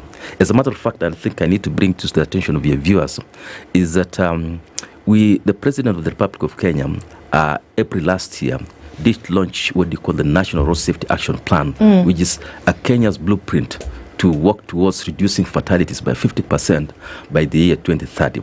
But even then, if we can even do that one within a shorter period of time, probably under 1 year, then that would be fantastic. Okay. So some of those actually have programs which you'd want to work, and the media does play a big role, and that's why when we get this opportunity, we really jump in to ensure that we promote safety for all Kenyans. Okay, let's look at some actual things that happened, you know, on the road, and whether it is NTSA's fault or not, we're going to blame NTSA. Okay, so from the 20th of December, the desire for Kenyans to go to, a different destination, combined with very many vehicles, spawned the mother of all traffic jams. That was anywhere from Kimende all the way to Nakuru. Correct. And it was traffic for hours, and we're not talking about 5 or 6 hours. We're talking about 24 to 48 hours of traffic. What would have been the reason for that? Everybody traveling at the same time, poor road furniture and infrastructure, not enough in terms of coordination between NTSA and the police, like you said, who work together. What was the cause of that, and should it be something that should be expected every December 20th to 24th? Yes, indeed, yes, you're right that indeed during December and that particular period you've mentioned, there was a lot of, clogging of the roads, and that happens because of a number of factors. One, as you've said, rightly put, is that many people would want to travel, and they travel more or less, and that period probably 4 or 5 days into the Christmas and thereafter, is that you'll find people wanting to rush out of town to go to the rural areas, something which is an habit of Kenyans, which is okay, because the second part is that, of course, as we'll always say, that the infrastructure is not enough, and I think that's one of the things the government is working on. And there's been all this discussion going on. I don't know how far it is, because it doesn't fall under our docket, of expanding those particular roads whereby the traffic has been known to be quite high. And Nakuru Nairobi highway is one of the areas which the government is seriously considering expanding over time. And I think you must have seen a lot of, and probably that is a question you need to ask the road agencies, who will probably get you a timeline of how that's supposed to be done. We hope. But on another note is that much of this clogging and traffic jams on those particular roads you've mentioned is out of how we behave on the road. Yes, and we've always said that majority of the problems you have even in matters road safety is because of how myself and yourself and indeed other Kenyans behave on a road. You'll find, for example, and this is something which is quite common on those particular roads, and indeed even some of the smaller roads here in Nairobi, is that everyone thinks that by not, you better drive slowly than coming to a complete standstill and that kind of thing. And we're seeing people every time, whenever there's slowing of traffic, then someone else wants to be clever, then we put it that way, and wants to overtake and overlap. And then they go into some ditch somewhere, or they now clock completely. Then the incoming traffic, you block completely. Now you are stuck forever. The question I always ask, and this one important, in as much as government is supposed to be there to control, I think some things people need to be more of, there's common sense. Because if you know that if you block this road, the incoming traffic, you block that particular road, then you are not going to go anywhere. So where is government supposed to do in that particular case? And people, surprise, these are people who are adults, majority actually, 90%, actually 100% of drivers are adults. It's not the first time they've been in such a problem. I'm sure majority of them have been, and they know this problem, what it is. They have license to drive, and by the time you have a driving license, you know how to behave on the road, that you drive on the left unless it's clear for you to overtake, and overlapping is illegal. So these are some of the things we always want to tell Kenyans, that it is not proper to just go in the road. And I think this is something which we'll keep on telling. But as I said, it's a combination of factors. Of course, one of the things you need to agree is that, and this is even what you saw the IG and the police mentioned over that period of time, is that they really deployed. There was a lot of deployment of the police, and subsequently, I think they were for 2 days, the third day, fourth day, all the way into this particular year, the traffic jam along Nakuru Nairobi highway really did improve. But initial problem was purely caused by how we behave on the road. Let me ask a question. Yes, City. If we talk about traffic, Nairobi provides a good case for studying. Yes. In Nairobi, if there are signs that it will rain, and say it rained the day before, around 2 o'clock, you will come across traffic jams. Correct. It's like people have left the office and they all want to rush. Wherever it is, people rush when there's rain. Yes. Literally every weekend, this road that we speak of, or the thick superhighway, there is always some sort of a jam. Correct. Sunday afternoon going to evening, if you're coming back to Nairobi, even Sunday, Saturdays, there's always a jam on this particular road that we are speaking of. Now, let me ask the question I want to ask. How do we as human beings learn? Because this behavior we are speaking of is learnt. How do we learn? What is it that makes us learn and understand? It's example mostly. Yes, yes. They learn from each other, and I suppose there are different players who always have been accused of that, and I think that is quite clear that even because the IG once previously mentioned that there are only a few number of vehicles who are supposed to have vehicles cleared, presidential and all that, ambulances and the rest, but all other Kenyans are supposed to purely ensure that they follow the law at all times in terms of movement along the road. Atari, when you come across roundabouts, okay? Yes. Or traffic lights, there's one particular one, Ngong Road, near Prestige Mall. Yes. What is happening there? There are a group of individuals called Boda Boda riders. Yes. Haki, they don't obey anything known to mankind in terms of laws.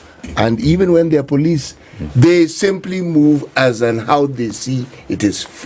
And the police, who, as you've said, are your partners in this, are aware that these individuals behave in this manner. But they are there. Accepted that they will do this that. is one of the things which the issue with Boda Boda is one of the areas which is of concern, and not just a concern from safety point of view, but the number of areas, including security, amongst others. As a matter of fact, from our statistics, the number of fatalities due to Boda Boda have been on the rise right from maybe less than 5% about 10-15 years back, and now they contribute about 35%. It's a big source of concern. You may say the number of Boda Bodas have increased, but even that is not enough to warrant the fact that it's not. I mean, you don't need the fact that the numbers are going up, then the fatalities need to go up. No, it doesn't mean that way, and that's why we need to work together. This is an area which we've had discussion even with the National Police Service and other agencies, and including the county governments, because that's much of where it's at times regulated. Is the enforcement of the law as relates to Boda Boda is something which is a bit low. The number of factors around the same, but we've had some other counties, for example, Mombasa County, have had fair level of success in terms of Boda Boda control and Boda Boda management in their traffic systems. But that is something which, as I said, I think we need to ask the National Police Service yourself. Probably you should have invited them here. The question around enforcement of Boda Boda is cities, you've mentioned. I may not have the correct answer, but that's one of the things we discussed, that they need to enforce the law because they are the enforcers of the law. And that's one of the areas whereby we are also encouraging the county governments to work with their, they call them inspectorates, the county askaris, as they say, so that they enforce the law, because that is where we need to put up. But nonetheless, one of the other things is that you'll find that majority of these people who are riding these Boda Bodas may not have gone through driving school and riding schools. And this is one of the areas we've been working with a number of TVET institutions and driving schools and others to have mass training of some of these particular individuals so that they appreciate the danger they are on themselves and other road users as they misbehave in the road systems. In terms of even letting them on the roads in the first place, because it would appear as though if you're on a motorcycle, all you have to do is gas brake, and you can go do whatever you want. And so that means that anybody who can, press on the gas and the brake can become a Boda Boda operator, and then we let them on the roads. That taken, I want to come back to the issue of behavior. If you have a 4x4 vehicle and some kind of flag on it, or even if you don't, but you have some kind of siren. And if that vehicle is black. And if the vehicle is black, or in some cases silver, and you happen to have an office somewhere along Parliament Road. Or a walkie-talkie. You will overlap. When there's traffic, whether you're going from Mombasa Road to Westlands, or whether you're going from Nairobi to Kimende, beyond that to Nakuru, you will overlap. And the people on the roads, be they NTSA or the police, will allow you to pass by virtue of the fact that you have a blinking siren or a blinking light, alarm or a siren. Do we expect that behavior, because somebody is of the Mheshimiwa status, will be allowed to pass, but then we want to enforce the same law on other people when they behave in the same manner? Not excusing the behavior, but saying that we've seen others do it, and the same NTSA and the same police will say the Mheshimiwa can pass, but then his Aseto in his car cannot. Do you know what happens? You overlap, people follow you. And the jam that you spoke of, Daktari, happens, then occurs. Right, and then you have a serious gridlock. Yes, on that particular aspect, of course, and I'll go back to the law, and the Traffic Act is quite clear on who does what in terms of the need to clear the road for a VIP and that kind of thing. And I think the law is quite clear. Some of the people who are and even the vehicles, including ambulances and the fire brigade and all that. Yes, so I think on matters VIP treatment, I'll probably leave that one to the police because I am not part of that. But we've noticed that, and I think there was even an issuance of statement around that indeed it is wrong for people to use if you said that the vehicles which appear to be a VIP and misbehave. And in fact, in the recent past, there was a notice, because people have also been putting strobes on their vehicles. Private vehicle like Dennis Aseto here with this, and put strobes and behaves like a VIP. And at times even they collect themselves 3-4 vehicles and put strobes, and then they appear, and then off they go. And that kind of thing. And that's why the use of strobe is also regulated to a few number of vehicles, ambulances, among others, which the law is. And that is the reason behind it. But and largely speaking, I would say, I'm not defending, but the general tendency in Kenya in misbehaving on the road is something which is of concern.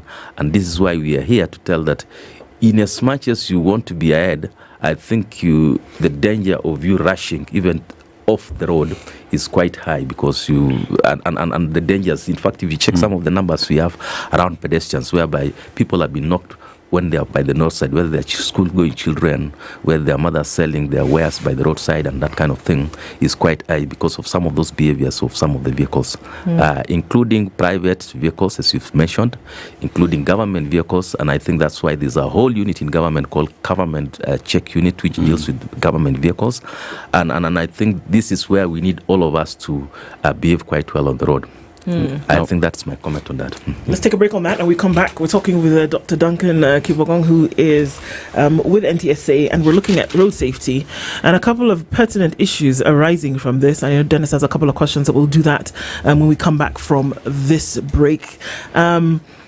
I've got to tell you about what's happening on the 18th of January at the Gallant Mall in Parklands in Westlands and at the Okoh Hotel in Eldoret on the 27th of January. Cradle is hosting its first ever annual study abroad conference, right? We've heard about Cradle. They're doing fantastic work in terms of, a study platform that uses cutting edge technology to place students with universities, further learning institutions in 45 study destinations. So they're saying, you know what, we've had fairs before where we come and you can get to know a little bit of information, but how about we confer? Let's have a conference in Nairobi, let's have another one in Eldoret, and this will be the first of its kind ever organized in Kenya.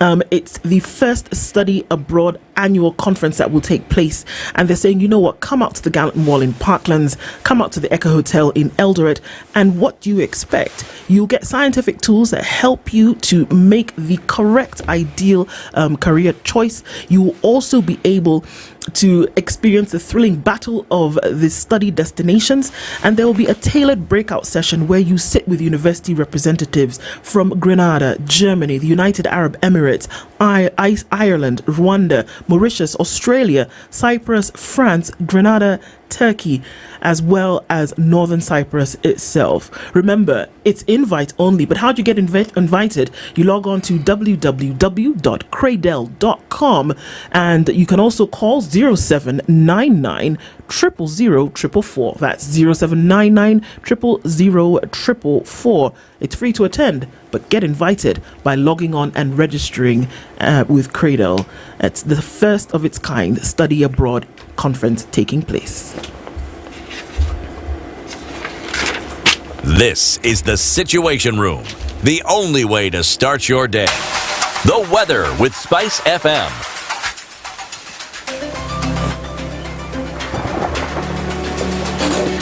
Now let's get to the weather now. We go with the highs of 26 degrees and lows of 14 degrees, and in Kakamega highs of 31 degrees and lows of 14 degrees, in Mombasa highs of 31 degrees and lows of 24 degrees, and in Nyeri town highs of 26 degrees and lows of 11 degrees, and across the borders to Addis Ababa, Ethiopia, highs of 24 degrees and lows of 10 degrees, in Dar es Salaam, Tanzania, highs of 31 degrees and lows of 26 degrees, and in Kinshasa, Congo, DRC, highs of 31 degrees and lows of 22 degrees, in China, highs of 6 degrees and lows of -2 degrees, and in London, United Kingdom, highs of 6 degrees and lows of 0 degree. Now it is pretty cold in London. That is the weather. These are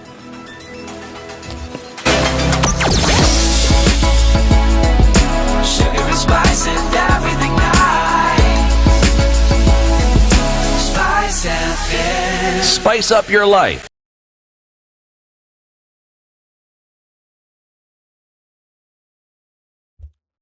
All right, a quick look at where we are with traffic. Getting into traffic hour this moment. Kiambu Road is starting to pile up, and the traffic then starting to join right around Muthaiga Square. It's going to give the thicker superhighway some traffic this morning. Kangunda Road, as we saw it coming and touching on Outer Ring, is also still a bit busy. In and outbound traffic continues there.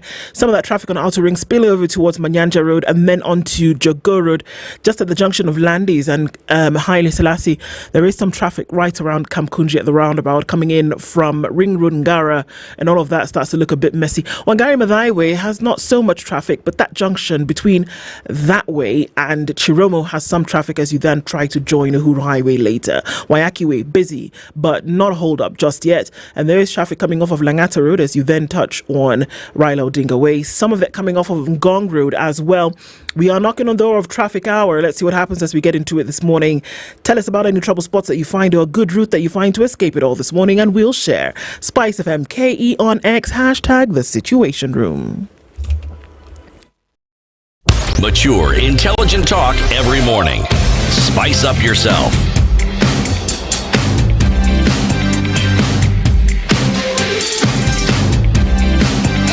Mornings done right. 94.4 Spice FM, Nairobi. Our conversations continue this morning at 23 minutes to the top of the hour. 23 minutes left in this conversation with Dr. Duncan Kibogong, who is the Deputy Director of Road Safety Programs with NTSA. And we've been looking at road safety and, what is in the plan moving.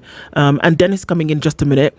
But over the period, Christmas, the festive season, we saw some terrible accidents happening.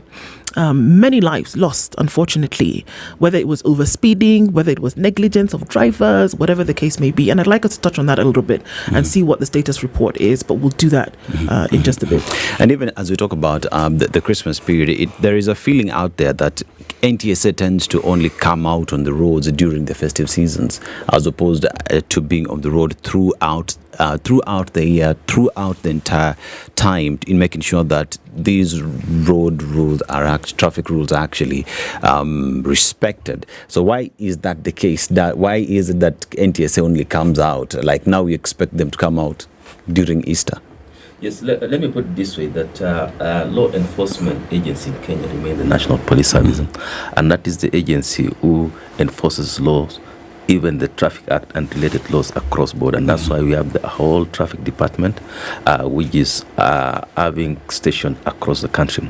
And they're the particular people or the particular agency mandated by law and constitution to enforce the law. NTSA, we come to complement on some of the areas which touches on the vehicle, to ensure that we have safety on those particular roads. And here we are talking about issues with like motor vehicle inspection to ensure that the vehicles which are on the road are inspected. And that's why we do the inspections and work with the National Police Service using the IT technologies and all that kind of thing to ensure that what the vehicles they're seeing out there they are able to check whether they have been inspected or not. Other areas which come in, of course, quite big, and this is why we are here as most on some of these studios, is the road safety education and campaigns, and that's why that is what the law mandates us to do. Talking to the members of the public, talking to the different road users of how they need to enforce the law. As I said before, we work, and this one of the things even is envisaged in the National Road Safety Action Plan, is that we'll be working with the National Police throughout. And this is part of the plan, whereby we'll be on the roads for purposes of ensuring that in as much as we enforce the law, the people out there should also get sensitized or get educated on the importance of, say, for example, putting on a safety belt for the motorcycle, why you need to have a helmet and reflector jackets, amongst others. Then the other thing which you also do, of course, is that is the aspect to do with education of the children. And one of the things which is coming quite handy under this CBC program of education system is that we've mainstreamed road safety into the curriculum, and you'll be seeing a lot of that training of the younger generation moving forward, right from grade 1 to grade 8, grade 9, and moving forward even to the tertiary institutions to ensure that road safety becomes an integral part of what they learn as they grow, as they do the education systems. So those are some of the things we're talking about. And back to what you said is that you're right that in some cases we probably have to come out, especially and I think this is what you're talking about, that with the limited resources we have, we cannot afford to be there throughout, but we always target on the areas where most crashes happen. Number 2, we target the particular behaviors which have been known to traditionally increase road traffic crashes, and those are some of the things we call them risk factors: speeding, drink driving, fatigue, overloading, amongst others, probably about 10, which we're dealing with. And then the other thing is that we also work towards improving the use of technology to improve road safety. So those are some of the areas, and you'll be seeing us quite often on the road. And this December, the numbers, as you've said, were quite on the high side. Yep. Rather, we've seen some number of crashes. It's unfortunate, and we pass our condolences for those who have lost their loved ones due to road traffic crashes. But nevertheless, all of us have a responsibility to ensure that we are safe on the roads at all times. Yes. Kibogong, I just want to still, you've talked about matters to do with roadworthiness and inspections that you undertake. Yes. Yet in this city as we speak today, there are those vehicles that only operate at night from 8 p.m. Because they are not roadworthy. Yet you will still find this vehicle with an insurance. That means it went through a certain inspection and was given an insurance to operate. Why is that the case? If at all, NTSA is there to make sure that all the vehicles on the road should be roadworthy.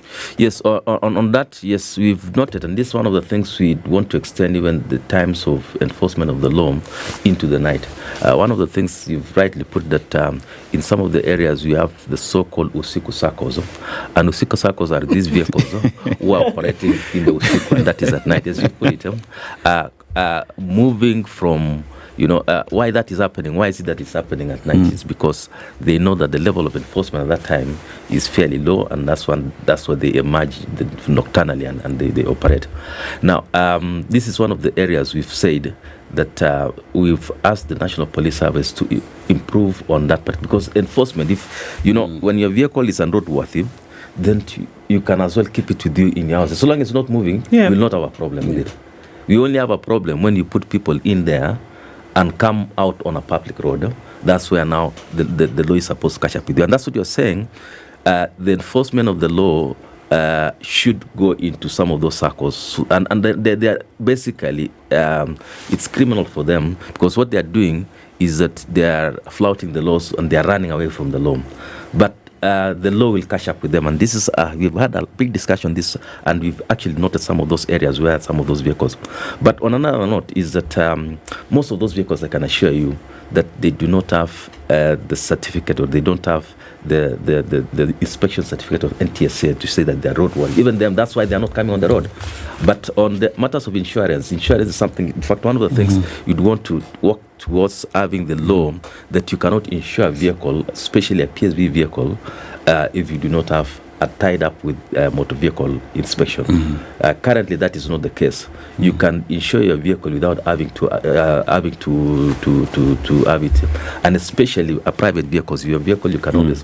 And this is one of the things we are working towards, because we are also saying that in as much as we are inspecting PSV vehicles and heavy commercial vehicles, we've also noted private vehicles, these small vehicles of ours we carry, we have, they don't have, they are not roadworthy. And this is one of the things, and actually the law requires all vehicles in the Republic of Kenya to be inspected by the motor vehicle inspector and issued a license. And this is one of the areas which we would want to have it just like a good practice to ensure that all the vehicles are roadworthy on the road. So that is exactly what you're saying, Dennis. And we want to have consulted even ourselves. The beauty about our systems currently is that you can check on the roadworthiness of a vehicle by just having to type with your phone. There's an app, and I think at the end, if you got NTSA app, you just, even a driver, even an individual, you can get to know whether they have a driving license or not. You just have to put your license, the plate number, and tells you this vehicle does not have. And this is one of the things we'd want to encourage Kenyans to help you, because we are not everywhere. So you don't need to get into a vehicle which doesn't have insurance, or a vehicle for that matter which is unroadworthy, and God forbid you get into crash and you get injured, then everyone runs away from you. The insurance will not be there, the owner of the vehicle will not be there. So those are the dynamics. Yes. You said you coordinate several government departments. Yes. Which are these departments? There are different areas you're talking about. For example, on matters talking to do with the infrastructure, the roads. Here you're talking about the road agencies. And one of the things we do around the same is that we do what you call black spot, you do what you call road assessment. And road agencies here, you are talking about Kena, Kura. Okay. Yes. In that case, then, we advise them, not advise that in case we find a road which is having is a black spot on some particular section of road, then the recommendations are done that we need to have this road. For example, I'll get you an example. Salga, for a very long time, that stretch was a high-risk road. It still is, but you reckon that in the recent past, because of the median separation, there have been a slight reduction. What happened there is what you call black spot treatment or Asada spot treatment. So those are some of the recommendations we do, and then they need to invest on improvement of that particular infrastructure, among as many others which we still working on with them. That is on the road, the infrastructure. On matters to do with, say for example, education, this is where we were working with, for example, I told you, working with the Ministry of Education to improve on the safety of the children. That's why we some of the statements we released in the recent past that you need to have vehicle travel number of hours for students and all that kind of thing. Working with Kenya's KICD. KICD is that's what I talked earlier, introduction or rather mainstreaming of road safety to the curriculum. Working with the National Police Service, and this is where we provide technology to ensure that the enforcement moves from the traditional one to more of automated. See, the efforts that you make, I understand, and they're commendable. Yes. But the problem we're dealing with is actually beyond NTSA. And that's why we are saying road safety is not an NTSA affair. It is made to seem so because... Actually, that is a misconception. NTSA is supposed to coordinate. We cannot be everywhere. If you check that there's a vehicle in virtually every village in this Republic of Kenya, and there's a Boda Boda, probably 3, 4, probably even 10 in every village. And NTSA, we cannot be anywhere. And some of the laws actually do not allow us to do some of the things. You see, everything that we're discussing here are outcomes. Yes. You have a traffic jam, it's an outcome. You have somebody who decides that they want to overtake. We are referring with a national disease called impunity, where it is learned behavior and it is clear we keep cascading it downwards, so that everyone in their own little pocket looks for an opportunity to do something which they know very well they shouldn't do, but they do because there's the understanding that they can actually get away with it. Yes. Now that is again beyond NTSA. Now, if we look at the partnership we have with KICD, that for me seems to be something that could provide the solution we're looking for. Yes. Because if you inculcate certain understanding in young people at a very early age, they grow up, they understand it. It becomes part and parcel of how they go about doing things. Correct, yes. So talk a little bit about it. What is it that you're doing with NTS, and how is it that you're ensuring that our learners at every level, even going to tertiary education, you're talking about university, at every level, that these are things that people are constantly, well, let me make it simply, part and parcel of the curriculum of learning. So it's not something absolutely. that... And now that city, you're getting me. I think you should be sitting on this part of the divide. But that notwithstanding, yes, you're right that matters. If you want us to change these things sustainably, then we need to inculcate some of these behaviors into the younger generation. In fact, there's a research done that much of these behavioral things at times, you are better off handling so that the newer generation coming is better than the older generation. Sure. So as we move into, we are exiting, then the people who are coming will be better policy makers, better decision makers, better in terms of how they operate on the road systems and all that kind of thing. And based on that, this is one of the most critical things we're doing as a republic. I'll still not use the word NTSA because this is something all of us have to appreciate. So we said, is it possible that some of these things go into the curriculum? We discussed the Ministry of Education and other stakeholders, even the private sector. He said, yes, this is quite an important subject, which is cross-cutting, and it needs to go into the curriculum.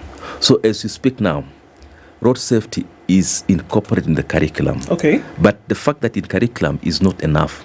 It needs to go into it being taught and possibly even examined, and even better still monitoring and evaluation to ensure that it's in the curriculum that's being delivered to students in school between what age and what age? It is it's from grade 1 to grade 9.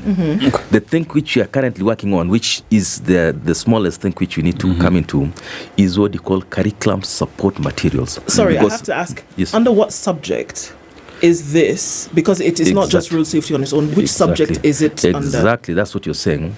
If you ask the curriculum development people, is that safety can go in, it is in majority of it. It can be in science, it can be in maths, it can be in social sciences. Okay, how that is done, let me just explain. For example, in social science, for example, or even music for that matter, it can come in form of a poem or a music, and that kind of thing. In maths, there's a way you can put it such that they have things called strand, so that in say that, for example, maths, that is it when you're talking about speed.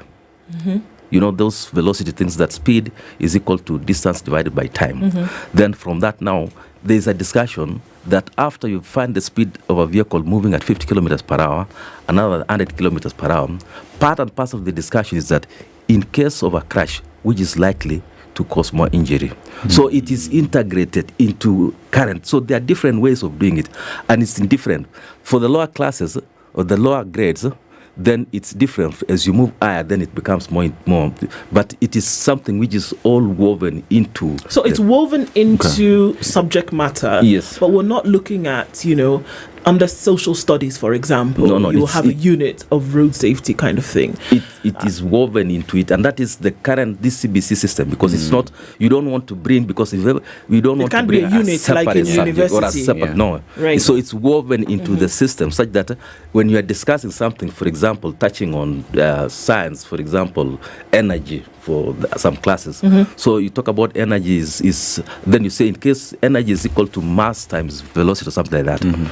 And then from the long run, then something around in case a vehicle crashes, which is likely, or do you know that speed now, that kind of thing. Dr. May I say something? Yes. A problem such as this one that we keep speaking about, this impunity. Yes. And how you get rid of it and the learning process. I want to give the example of something called the Holocaust that occurred in Germany. It is mandatory learning in German schools. It may differ from, say, state to state, but it's mandatory and it's examinable. They look at tolerance. They look at diversity, anti-Semitism. The things that brought about this huge, massive problem is examined in detail. Examined at the various levels, meaning it's an exam that you sit. You cannot say you have not been taught or you can learn.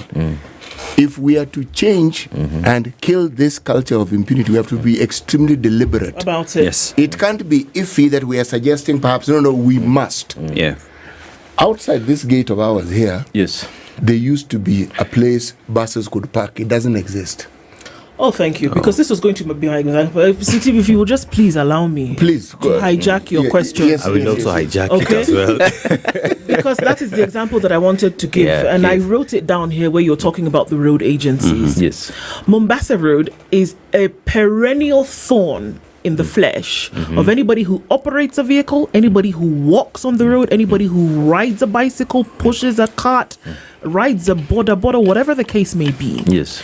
The road furniture, road infrastructure on Mombasa Road is highly wanting. Yeah. The road inbound to the city was just worked on. Whatever it is that they did, if it was supposed to be recarpeting, I don't know. But something was done to the road that caused traffic in December, and I'm sure you were aware. It was horrific. It was horrific traffic in December. And what has been done on that road, I mean, I'm not a civil engineer, but I would expect that it would have been a bit better. Then we would have also expected that the road furniture would include road marking. The road is still unmarked and it is bumpy. It is unlit. So if anything were to happen, it would happen because, number one, the road is unlit. Number two, infrastructure does not exist. Number three, the carpeting of the road was a shoddy job done. So the question is, where does NTSA come in here with the road, what did you call them? Road agencies. Road agencies who are supposed to ensure that those things happen. It's a highway, so here we're dealing with Kenha. What happens there when it doesn't exist and then people get into an accident? It is not of their own folly. It is not drunk driving. It is unmarked road and an unsmooth road, no infrastructure. What happens there? What should right now? Is there somebody you talk to tell them to fix Mombasa Road? I think let me just tie it together with that, and the fact that this country invested heavily on setting up. Talk about speed cameras, talk about having traffic lights and all this. But yet you find where there is a traffic light, there is a police officer. Why? Yes, to start with what Ndu you mentioned about is that, yes, that indeed there was some time around December whereby there's some, I think they were filling up some of the on the opposite side, the town bound, yes, the city bound type of, the road, and there was some bit of a problem there, and we reckon actually even I got stuck and I did have to ask my colleagues in Kenya what was happening, because I think they were fixing some rough patch of the road on the other side of the road, and that took some bit of time, and I think one of the things which Kenya have been doing quite a lot and is announcing when they are dealing with the road, and at times you see some putting notices.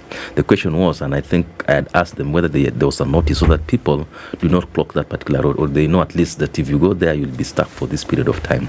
But nevertheless, one of the things which came about in that particular discussion is that they have not finalized on those particular, after they've done the expressway, then there was a lot of works which was supposed to be done on the lower type of the road, and this is one of this is what they've told, they've said themselves. And one of the things which you also expressed, that you mentioned, is the vulnerable road users. Those are the pedestrians, and that they need to put pedestrian walkways, especially on either side of the road, so that people do not compete for the carriageway with vehicles, because that is not how it's supposed to be. Boda Bodas have overtaken the walkway out here. Yes, and that now comes to the enforcement aspect, because, and this is the whole aspect around behavior, so we need to enforce. So and the other thing is that all stretch, because we also want the walkway whereby you don't go until somewhere it comes to a complete end. It needs to be, continuous, just like the one for Kenya should actually change what they do and join the Kenya what? Literature Bureau, because they're storytellers. Truly. From the time we put up the expressway until now, everything about this is a story. It's one story after another. It's been budgeted for. It's going to be done. And yet, the very dangers that we are speaking of, you see, why I said this thing is beyond you, it is actually beyond NTSA. Completely beyond NTSA. So, what I would suggest is, I think this is some of the conversation. I don't know whether you've been able to get Kenya to sit on this and ask. We've invited. We've invited. Because those are some of the things. But from where we've done, we have a whole department dealing with what they call safety audits, and I have an engineer who has done some of those audits on some of those roads, and subsequently the recommendations therein were provided to the respective road agencies, and we expect them, as you've said that they've budgeted for, of course with the budget constraint in government, but that notwithstanding, I think that is something which the respective road agency dealing with this should be able to. Yeah. Will you be able to handle Dennis' question really in seconds about those traffic cameras even? That is exactly the reason why we need to work towards automation of some of these traffic offences and traffic management. One of the things which we need to move is where traffic police officers should not be on the road, at least not for purposes of some of the things which technology can take it up. Exactly. And I agree with you. And this one of the things, if you had the previous CS saying that we cannot afford to have police virtually anywhere, everywhere. Technology has come currently. Things to do with speed should be managed. Traffic management, traffic flow, and all that kind of thing. And I see you mentioned in the morning about what is happening across the country. Yeah. This is something which technology is doing. I'm seeing it right here. Technology is doing, and you don't. And this is where we are progressively going. Yes. Dr. Duncan Kibogong is the Deputy Director of Road Safety Programs with NTSA. Thank you for being here this morning. Karibu. We keep saying conversations that need to happen, and truly, they need to keep happening. This is one of it, and we are ready to be every day, every time. Thank you so much for being here this morning. Good morning. It's 8 a.m.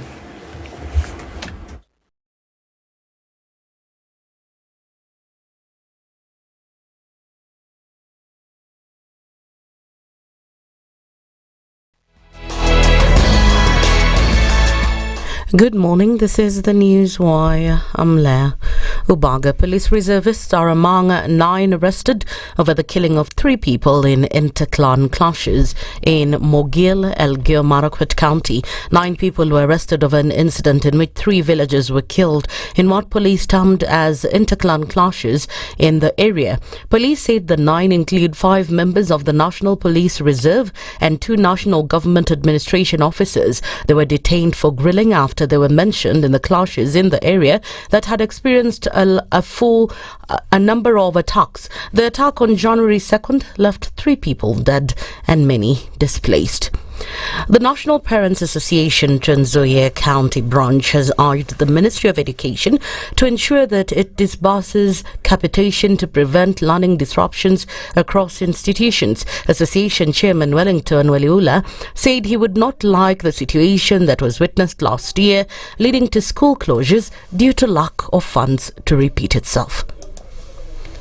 Nataka kuwarai wazazi kwamba wahakikishe ya kwamba watoto wanarudi shuleni kwa wakati ambao unafaa. Tukizingatia ya kwamba mwaka jana shule zilifungwa mapema. Jambo la pili, serikali ihakikishe ya kwamba capitation inafika shuleni mapema. Na tunataka kushukuru sana Wizara ya Elimu kupitia kwa Waziri Migosi na Belio Kipsang. Wamefanya jitihada ya kuhakikisha kwamba vitabu ambavyo vilikuwa vinaprintiwa vya grade 9 sasa imesambazwa kwa mashule zetu. Hiyo ni heko na tunataka mfanye hivyo kwa shule zote bila kuegemea upande wowote.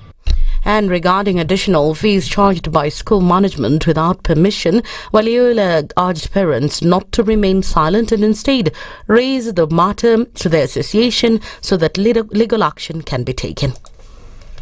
Nataka kurai walimu wasiwafukuze watoto, wahakikisha kwamba kila mtoto anapata haki yake ya kuingia darasani. Nataka kuuliza wazazi, ikiwa kuna utata shuleni, pengine malipo ambayo haijaidhinishwa na serikali, ni vizuri mzazi ahakikishe ya kwamba anafikisha ripoti hiyo kwa County Parents Association. Hawa ndio mouthpiece ya wazazi. Wazazi wengine wanaogopa ati kwamba wakienda kucomplain mtoto wake atakuwa victimized. Hiyo ni mambo yalipitwa na wakati. Wewe enda shuleni ukicomplain, ikiwa principal ama mwalimu hata kusikiza, wewe kuja kwa Parents Association, tutafikisha habari mahali penye inatakikana na hatua zifaazo zitachukuliwa. President William Ruto is expected in the North Rift region today for a 3-day development tour. For the first 2 days, the president will focus on projects within his home county of Uasin Gishu. Governor Jonathan B has already indicated that they are expecting the president and will discuss development issues. Water CS Eric Murithi, who's already in Uasin Gishu and ahead of Ruto's visit, has urged residents to turn up and welcome the president. President Ruto's tour will also cover Elgeyo Marakwet and Trans Nzoia counties. Deputy Director Road Safety Programs Duncan Kibogong has attributed traffic jam along Nakuru-Nairobi highway during festivities to inadequate infrastructure and motorists' bad behaviour. Kibogong says the government is working on improving the infrastructure. However, motorists should observe traffic rules during this period. In as much as government is supposed to be there to control, people need to be more of, sense, common sense. Because if you know that if you block this road, then you are not going to go anywhere. So where is government supposed to do in that particular case? And people, surprise, these are people who are adults. It's not the first time they've been in such a problem. I'm sure majority of them have been, and they know the problem, what it is. They have license to drive, and by the time you have a driving license, you know how to behave on the road, that you drive on the left unless it's clear for you to overtake, and overlapping is illegal. So these are some of the things we always want to tell Kenyans, that it is not proper to just go in the road. And I think this is something which we'll keep on telling. That's the news wire. I'm Le Ubaga.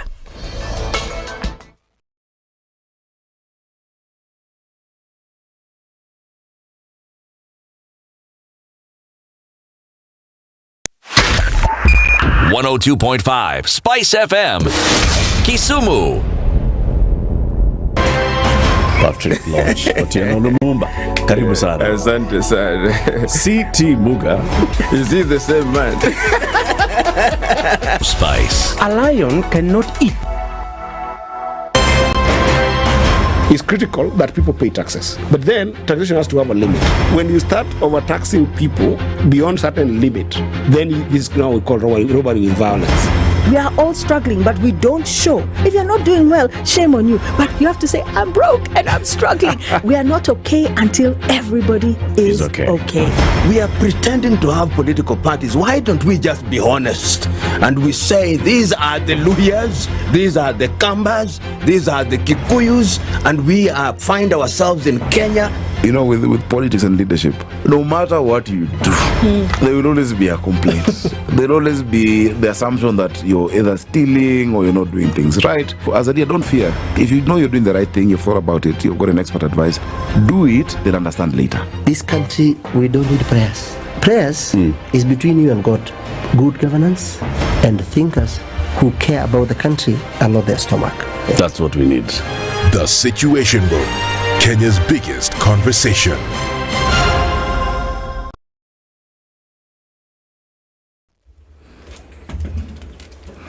Okay, after 8 o'clock and traffic is building up in parts of the city, but we're not looking at crazy traffic, really. This morning, on the Thika Superhighway, some of that, it's moving freely into the CBD, not an issue. At the Pangani Underpass, we'll see a little bit of a hold-up, but nothing painful, like we say.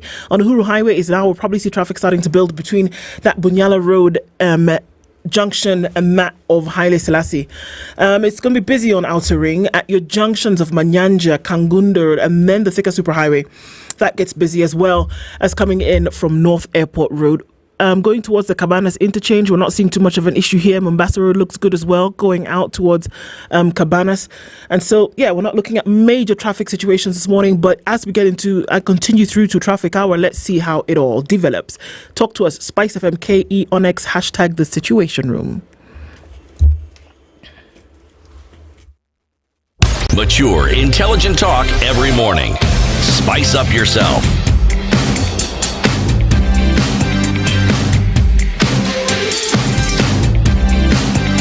Mornings done right.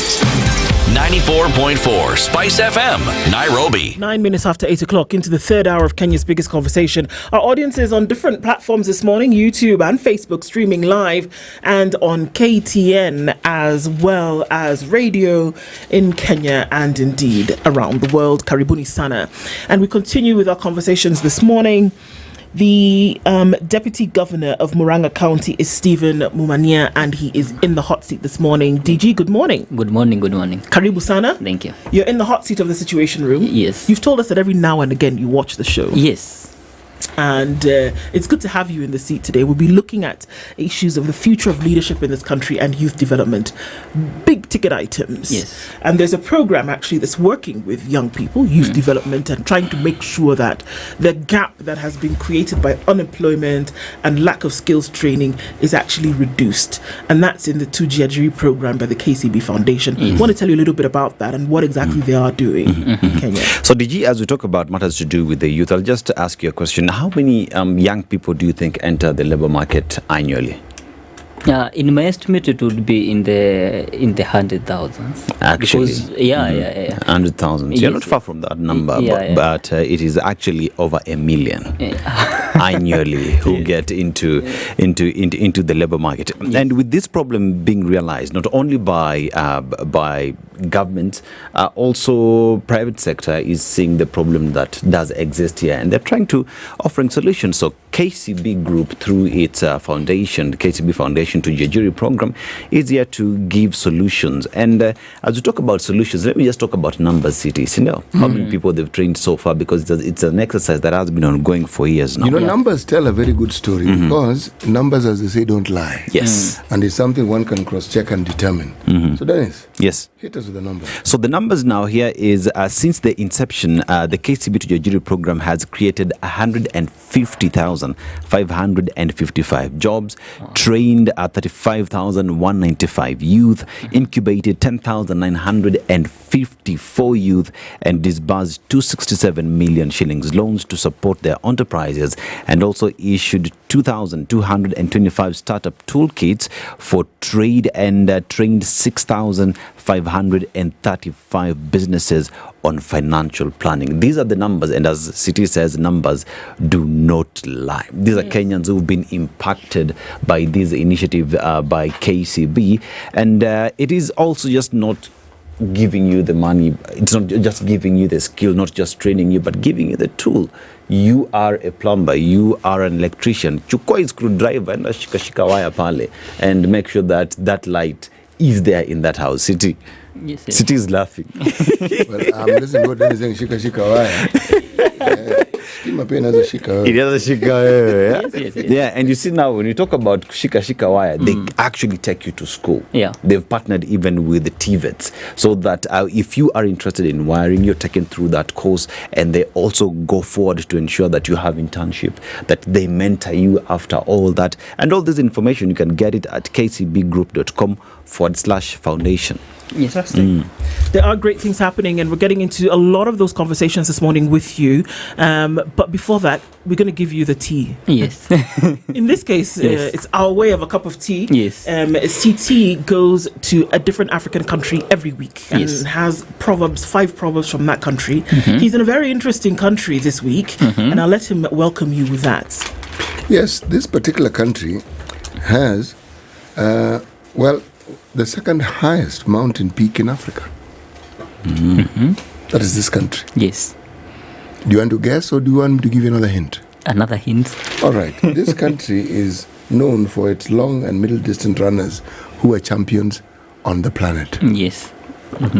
It's this country. What do you think this country? Which country do you think this is? This is the Kenya. You clearly did not skip geography. Yes, I am a fan of geography. Yes. And it shows. Yeah. So what's the problem? Well, I thought, for a moment I was just thinking of geography. You forgot the problem. I completely forgot the process. In fact, when you look at me, I was wondering, why are you looking at me? Fanikio huzaa fanikio. Fanikio huzaa fanikio. Yes. That is a proverb. Would like to tell us what you think the meaning is and also how you think this proverb can be applied. From where I sit, I think I can just compare it that rain pours heavily in the oceans. That good deeds begets good deeds. Worse deeds begets worse deeds. Whatever goes around comes around. Yes. You have put it simply and to the point, and yes. Yes. Absolutely. Yes. Okay. When we look at things that could go simply and to the point, and we look at youth leadership and what space has been created for it in the country currently, it becomes a bit difficult. And just by way of introduction, DG, yes, when we look at the county, you obviously working alongside Governor Kangata, and we say looking at the county and then looking at a country as a whole, what spaces have been provided for younger leadership and its development coming into the county level, the national level? Let's look at the protest that took place in June 2024. It would have birthed an opportunity for younger demographic to be able to say, here we are and we want to take control. We want to do an overview first before we get into some of the nitty-gritty and say, is there really space that has been created for younger leaders in the country, or are we dealing with the dinosaur, what I like to call the dinosaur effect, whereby the people who ruled 20 years ago are still the people, and I use rule deliberately, are still those who are ruling today. 30 years ago, still the same people in the picture. Yes. Is there room that has been created for younger leadership to come in and start to take on particular roles? Thank you very much, and good morning to all our listeners across the country. And for me, I would start from a question of context. Context of youth leadership and the nation that we have in, and the kind of nation that I have seen myself and what I have experienced. And I would like to begin with, allow me just to begin with a small story. A context in history. In 1917, there was 1817. Okay, even further. Okay. In 1817, when when the British were going out and colonizing the world, they sent a general in the Middle East called Sir Frederick Stanley. He was tasked to take Baghdad. And in his quest, he went and found some farmers who had these herds of goats along the desert they were farming. And he was tasked, his job was to ensure that he takes Baghdad, and he was tasked to ensure that he does it more efficiently. So when he encountered this farmer, by then a herd of goats would have gone for 2 shillings. In that context. So he offered the farmer 1 shilling for half the herd, and for him to slaughter his dog. Remember, the dog is a very important part of a herd, because it's the one that protects the herd. It's the one that signals danger to the herd. And it is the one that usually protects the herd from any wolves or any other animal that might attack the herd. And then, so the farmer accepted the 1 shilling, and then to give out the half of the herd and also kill the dog. Then the general asked the farmer, can I add you another 1 shilling for you to skin the dog and the rest of the herd?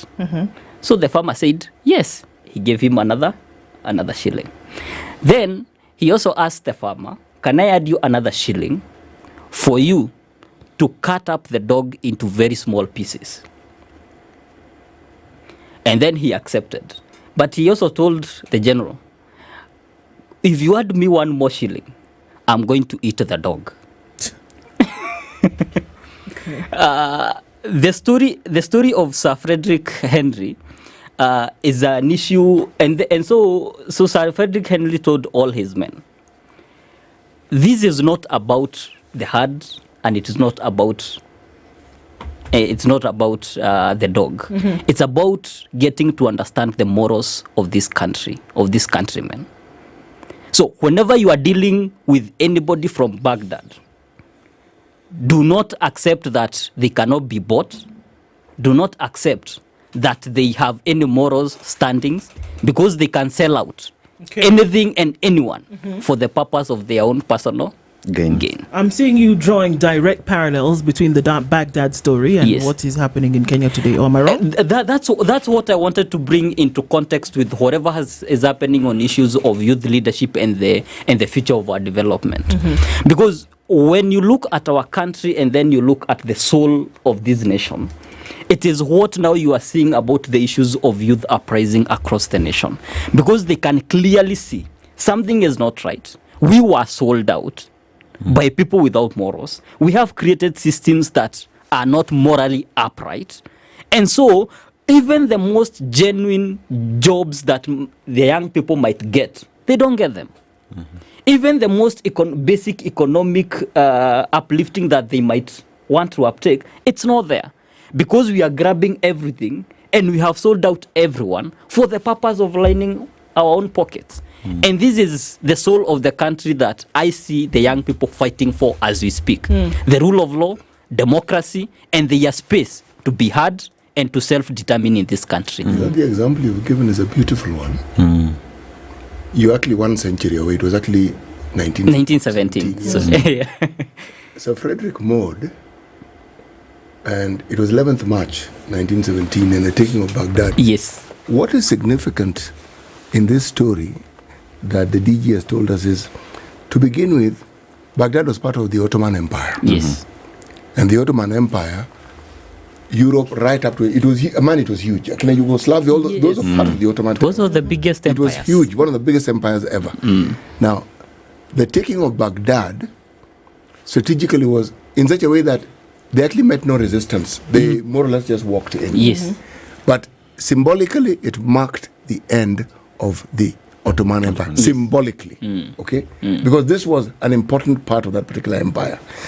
So, if I'm to take symbolically what you're saying that when you look at those who have been in power, the people who have, since independence, been those who have been mandated and who have taken up leadership roles, that somewhere along the line, the process of what we can refer to as their leadership has fallen short of what it should actually have done and should be doing even right now. It's true, because when you look around the world, and when we gain independence, and there are these parallels that are drawn across the world, we were in the same economic situations as so many middle-income countries in Southeast Asia. But now they have surpassed us to such extent that we can only admire. But for us, we seem to only have regressed. we have taken some of the most basic economic model and giving an example. For example, our coffee industry, which was one of the largest economic earners in central region. Right now, it's being surpassed by all other because we collapsed it due to mismanagement and our national policies and all that. When you look at our ability to convert the talent and the innovation of young Kenyans towards job creations, towards economic development. Now we are just exporting labor and exporting that knowledge across the world, but it is not getting done here. And this is the situation from where I sit in terms of youth leadership, that whatever we are seeing across the country and young people coming up and saying that we are no longer going to accept this, it's because they are seeing that their future is in danger. Which begs the question, it is a matter of, for a very long time, the leadership, as has been alluded by Ndu earlier, is that the old folk have ring-fenced the leadership mantra in this country such that it's just them. Even as we sit right now, the handshakes that are happening left, right, and center, it is no longer that conversation. Because remember, 2022, it was dynasty versus hustler. Now the conversation has turned to be just about dynasties and dynasties, if I would put it that way. Which but means... It still is, in fact, if you ask me, may I interrupt you, please? Yes, please. Yes. I'll finish. I think what the analogy you've just given actually defines the very thing that was part of the platform on which this government campaigned on. Why am I'm saying this? When dynasties bunch together, you know the hustlers are still where they were. Yes. So they've actually defined the dynasties for us even better than what we knew before. Yes. Because the hustlers remain at the constant. They haven't moved. So now it's genuinely hustler versus dynasty. Because we can actually see who the dynasties actually are. Yes. Yeah. And as I finish, so now here is these two formations that have been put into place, and the young people are saying we deserve a seat at the table, and this is how we will get there. But the question is, how do the young people get there? But it goes back towards the history of our political cycles and how we have fashioned our political. How do we get people elected into political seats? Each and every time you look at the history of how people have been elected, electoral seats have become more expensive year by year, election after election. And because how can young people get into positions where they cannot afford? Yeah, because look at if, for example, let me give an example with the constituencies that I know somewhere there in Moranga. The minimum campaign funds that you need for a single constituency seat is maybe 50 million. Constituency seat. Okay, since we discussed MCA? MCA, you need MCA. It's around 15 thereabouts. Million. Yes. Okay. So the question is that when can young people get there when they are jobless, when they have no opportunities, and how do we structure campaign financing in this country? What are the laws that have been put in place? Are you asking the right question, Mheshimiwa? The question has come.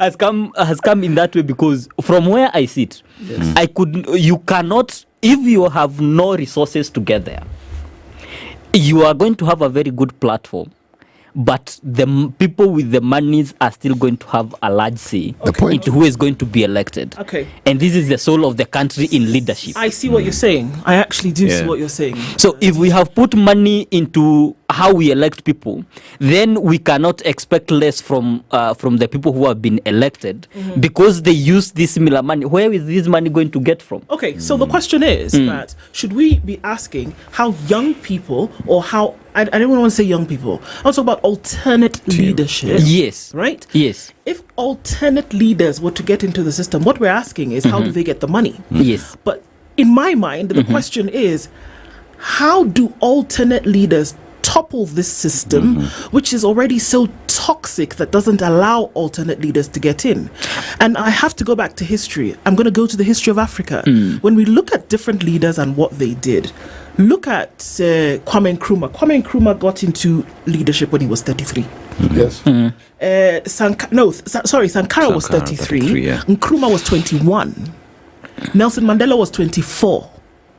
So if we're talking about demographic of age, the people who stand out to us as democratically driven leaders, they started when they were young. But this is the thing for me. They didn't ask permission. They did not. They did not seek permission from the would-be leaders at that time to say, can we please have a seat at the table? Would you please endorse me? Would you lend me 100 million shillings so that I can enter into this contest? No. They saw the thing, they realized what needed to be done, and they said, we're going to topple this system which demands you bring that money. So do we have that verve? Is that vim there right now for younger leaders to say, you know what, we're not asking your permission. We see the problem, we want to get rid of it, and this is what we are demanding ought to be done. Do we have that? I think we are in the cusp of doing that. Because from what I look, what the young people are doing in the conversations that they are having right now, they are devoid of, they are on very specific issues. They are devoid of noises. And I'm saying that because the young people that are in my position as a young person, I've seen people contact me directly via X, via Facebook. They call me directly. And the question they are asking deliberately on questions of development and what we have done with the very small budget that I have in Moranga. They are asking about very deliberate, what have you spent on this and what have you done on this? Right. So they are genuinely concerned about the development of this country and how it's being run. They are very keen on what we are doing and our rationale in doing that. So what I am asking right now is that with this motion with this emotion that is around the country about the young people coming out and speaking their minds, critiquing the government, then we need to translate this into a model in which we can raise young leaders into positions. And by doing so, the young people need to register as voters, come out to vote and say, we have seen what you have been doing across this country. We have seen you in the last administration. We have seen you in this administration. You cannot do this.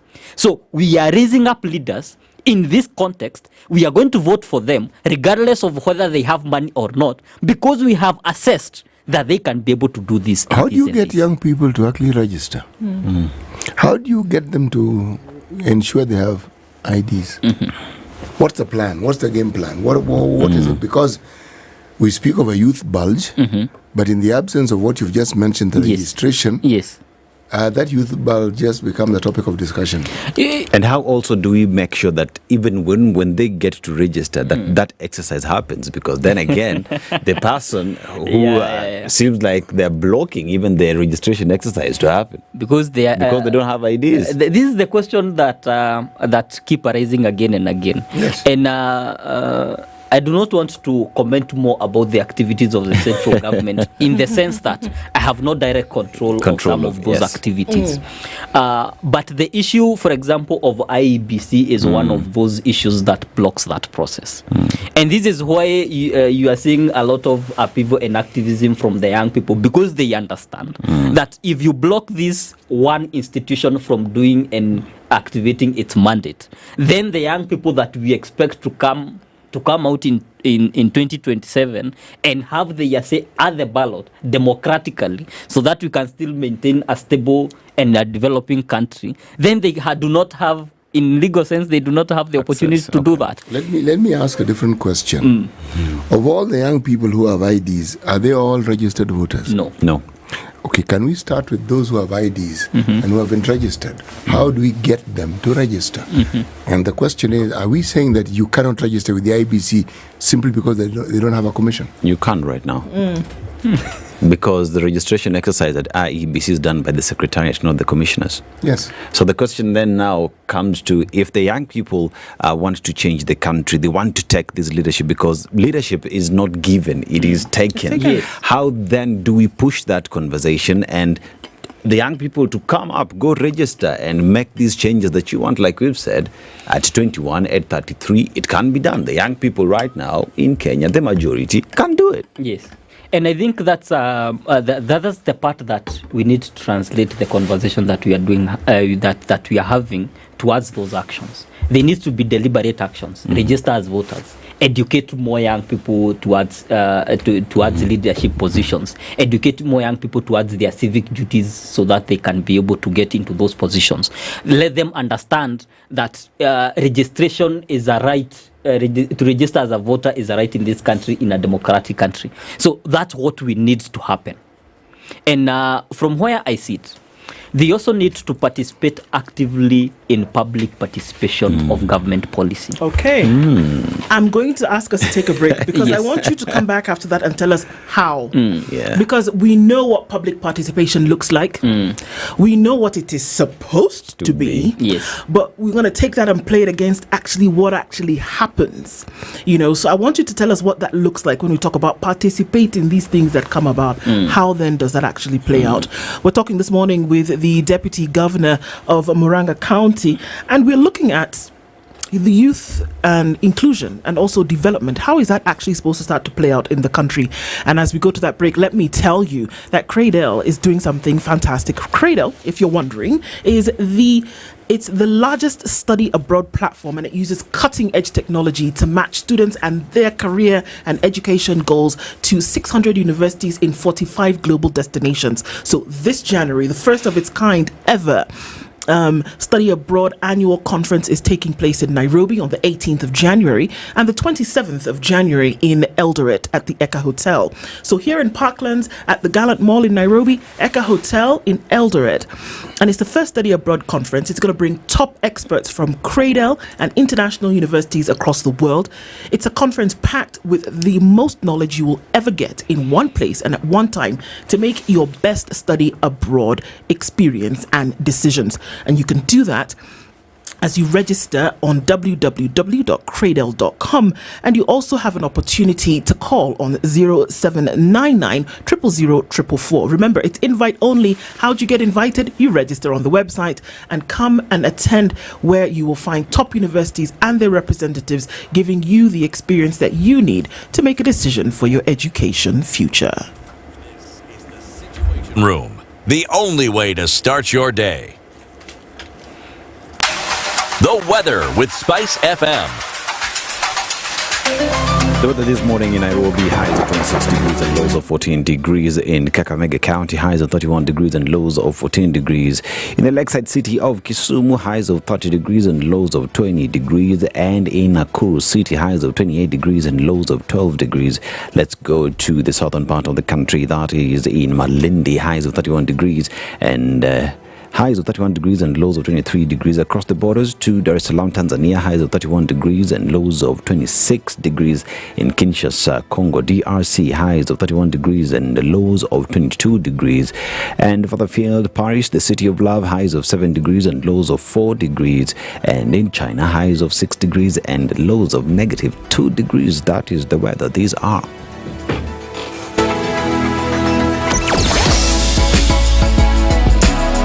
Spice and everything nice. Spice FM. Spice up your life. Okay, taking a look at traffic this morning has not been too much of a thorn in the flesh of folks as you're getting into the city this Thursday. A little bit of traffic coming off of Kangunda Road now. That was busy earlier, but that we're seeing it's clearing up. Just as you get to that junction, touching on Outer Ring, it'll be a bit of a clog up, but you'll be able to manage it. Getting out towards the Thika Superhighway via Outer Ring is not too bad either. Just at the Pangani Tunnel, there's some traffic there as you try to make your way either towards Wangari Maathai Way or towards Murang'a Road. There's a little bit of traffic right at the roundabout of Globe Cinema. The Globe Cinema roundabout there taking us into the city, but we'll survive it. Okay, on Uhuru Highway, getting into the CBD, I think we're fine. It was some traffic between Bunyala Road and Haile Selassie at the junction. And coming out of Westlands on Waiaki, I think we're doing all right. A quick look at the Eastern Bypass. If Avin will move, then I can see properly. There's some traffic as you get towards North Airport Road. All in jest. All right, talk to us through the morning. SpiceFM KE on X, hashtag the Situation Room. Mature, intelligent talk every morning. Spice up yourself.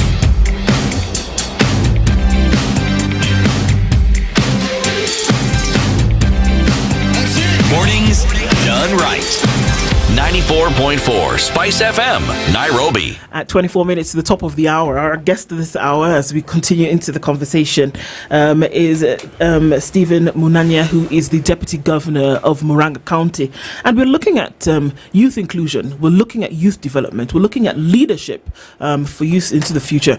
One of the things you talked about before we went to break, DG, is that youth, young people, those who want alternate offers for leadership should attend these public participation. And I'm going to ask you that one of the things that often comes out is that public participation was called for, it was attended. There was one very interesting one that happened the other day that we didn't know anything about. Yep.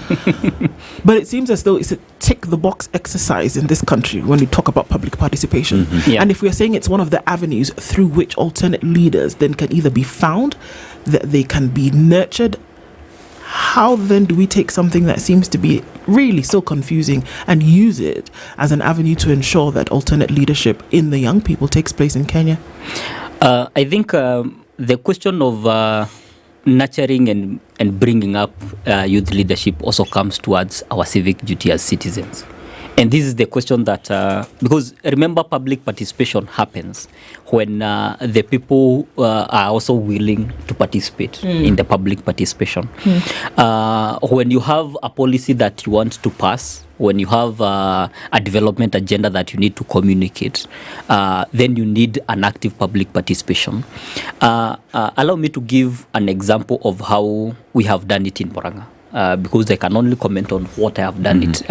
It's not 100%, but I can give an example of what we have done. When we were developing our school feeding program for our ECD, with our 700 ECD ECD centers in Murang'a, we initially thought the idea of a school feeding program is quite expensive and it has so many handles. So we needed to understand how do we do this. So our initial round of public participation was get to the parents, get to the teachers, understand what they think about this. Then the second part was which was from my perspective was one of the best on public participation is on piloting.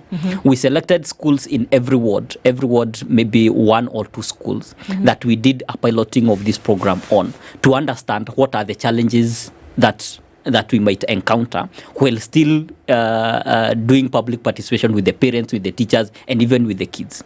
Once we were able to do all that together, then we were able to roll out the entire program towards towards all 700 ECD centers.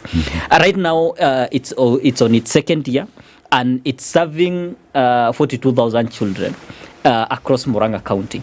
However, it is not the school feeding program in the traditional sense where you have kitchens in every school. Yes. You have centralized kitchen, 2 in every ward, that cook, and then we transport the uji towards all schools within the ward. That issue of public participation was very informative because it was not based on what we thought we should be able to do or based on our own knowledge, but it was rather the knowledge that was gathered from the people on how to run the program that we were able to do that. So part of the inclusion that we were able to do is that we selected now parents themselves in every school had now a voice in how their children were being fed. So they selected one of their parents, a volunteer, who would become, we call them now Uji champions. Okay. Their job is to ensure that every morning they get to the school, they open the seals of the Uji, and they serve that Uji, and then they go home. And this Uji is coming directly from county provision? Yes, this is what we are paying for as a county. The parent pays nothing. Okay. This is the county that pays. So when a program like this that costs the county 120 million annually to be able to provide this school feeding program, then it's well then every child in Muranga and every parent who takes their children in ECD in Muranga is actively involved in this, because every year they have to select one of their representative who is a volunteer to participate in the program. They are also the ones who go through the trainings so that they also understand how we prepare the UJI and how we want to improve this program. Currently, we are in the phase where we saw how well it was working, and now we are trying to pilot with now the primary school feeding program with now the entire all primary schools. But now we are piloting it in 55 primary schools so that we see now how it does, and then we move forward. From where I sit, public participation, whether it's on what we are seeing in SHA, what we are seeing in all the other things, what we are seeing in all other things across the country, public participation should be practical. It shouldn't be a theoretical issue where people give ideas on what they think without practicability, but we should be able to test out. And this is the case for devolution. If we have counties that are semi-autonomous from the national government, then why not test out this policy? Let's say you pick 3 counties, test out a policy, you do active public participation, and then roll out when you have sorted out all these nitty-gritties. Right now, we are facing an issue with SHA and SHIF across the country. The issues that we are facing were issues, I'm going to give 2 key problems that I have identified. Number 1, is what we are calling the mean testing model on how much you are supposed to pay. You understand that they said that they piloted the mean testing program, and they say that the lower quanta of people who are supposed to pay the 300 shillings are supposed to be the majority.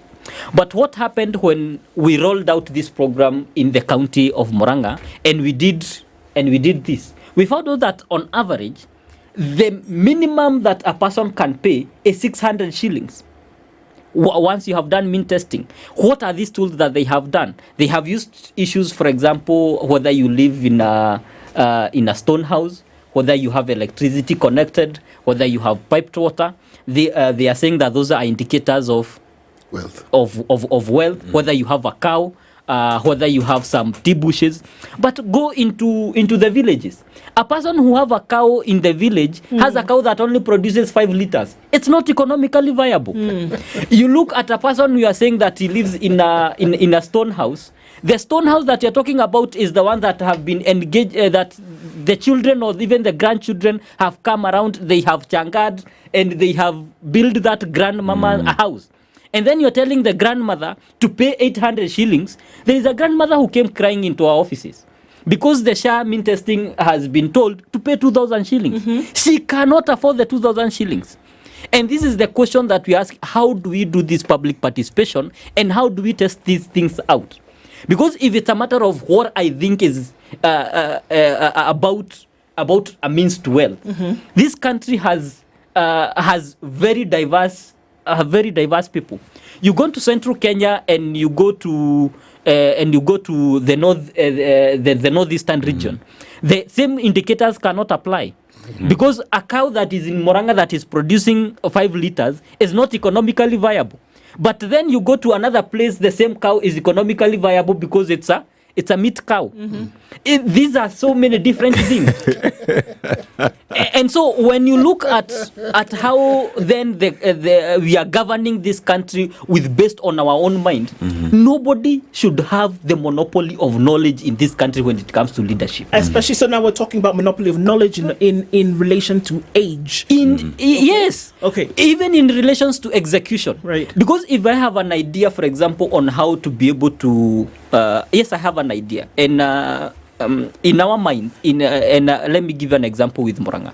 In our minds, when it comes to healthcare, our idea was that we need to be able to have universal coverage for all indigents, but we do not have an idea of how to be able to do that. And so, when we did public participation, we engaged so many people, and then we understood that for you to be able to bring people into universal health coverage, you need to do 3 things. Number 1, you have to provide access. Number 2, you need proximity. And number 3, you need affordability. Those 3 things are key indicators in health. So in affordability, we came up with Kangata Care.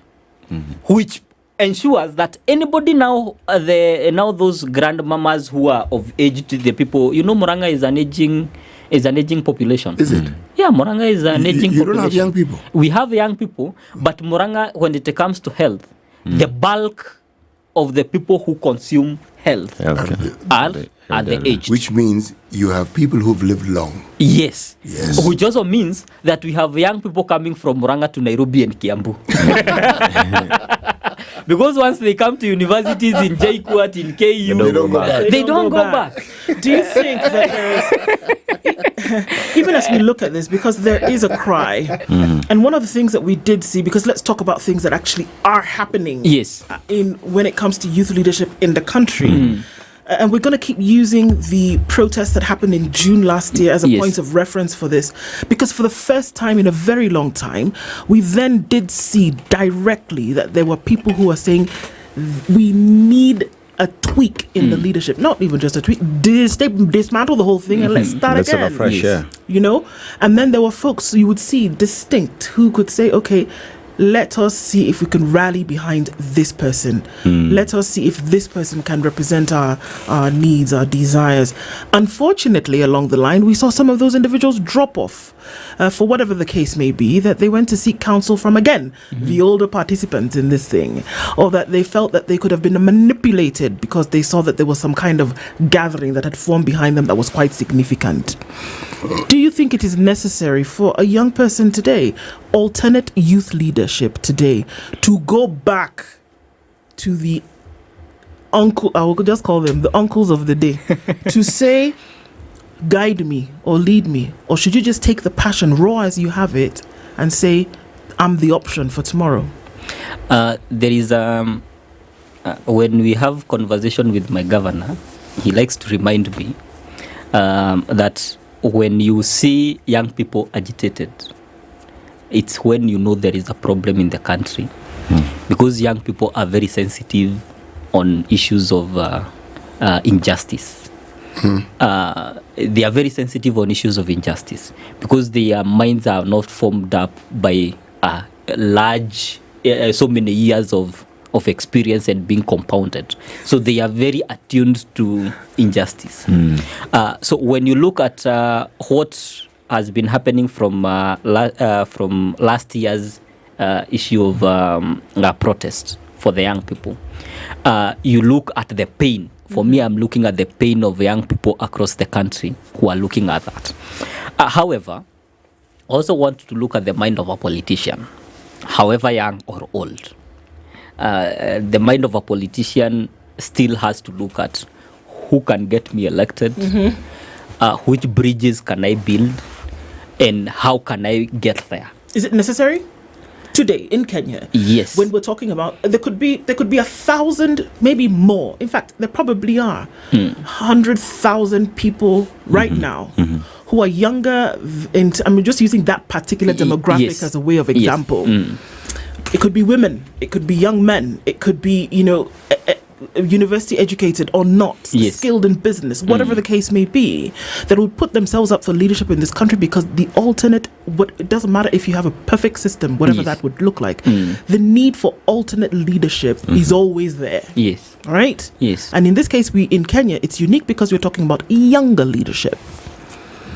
Do you think it's necessary to go back to the folks who've been there for the last 30 years and say, lead me, guide me? Is it necessary? Or can you just pick up your thing and say, let's go? To some extent, yes or no. The reason why I'm saying that, yes, because in some cases, look at the structure of government, and when we put people in government, a very small people who lead policy are also backed up by people who have existed into the system. And look at any structure, whether you are looking at the presidency, whether you are looking at the ministries, whether you are looking at county government. Okay. Public servants form a bulk of what government is ought to be. And so many of the institutions across the country that govern this country, in most cases, do not defer to elected leaders. They do so under their own mandate. under their own mandate. So for you to effectively lead and have a change, you need to build those bridges. In another extent, no, you do not need those systems, because you also need to come up with ideas on how to revitalize this public service. Okay. So that it provides service and not give orders.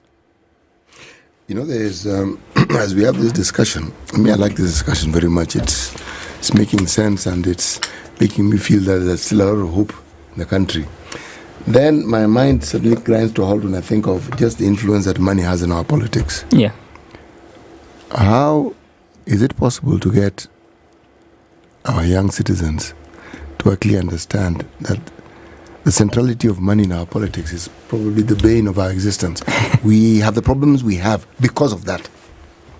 And that the move away from it and the move towards issue-based politics, literally, is what will bring about these changes we talk about. Because so long as money is central, it doesn't matter who you elect, that problem will not go away. You see, it's the same when I was coming up as in elections in 2022. I went around not only the county but also around the country.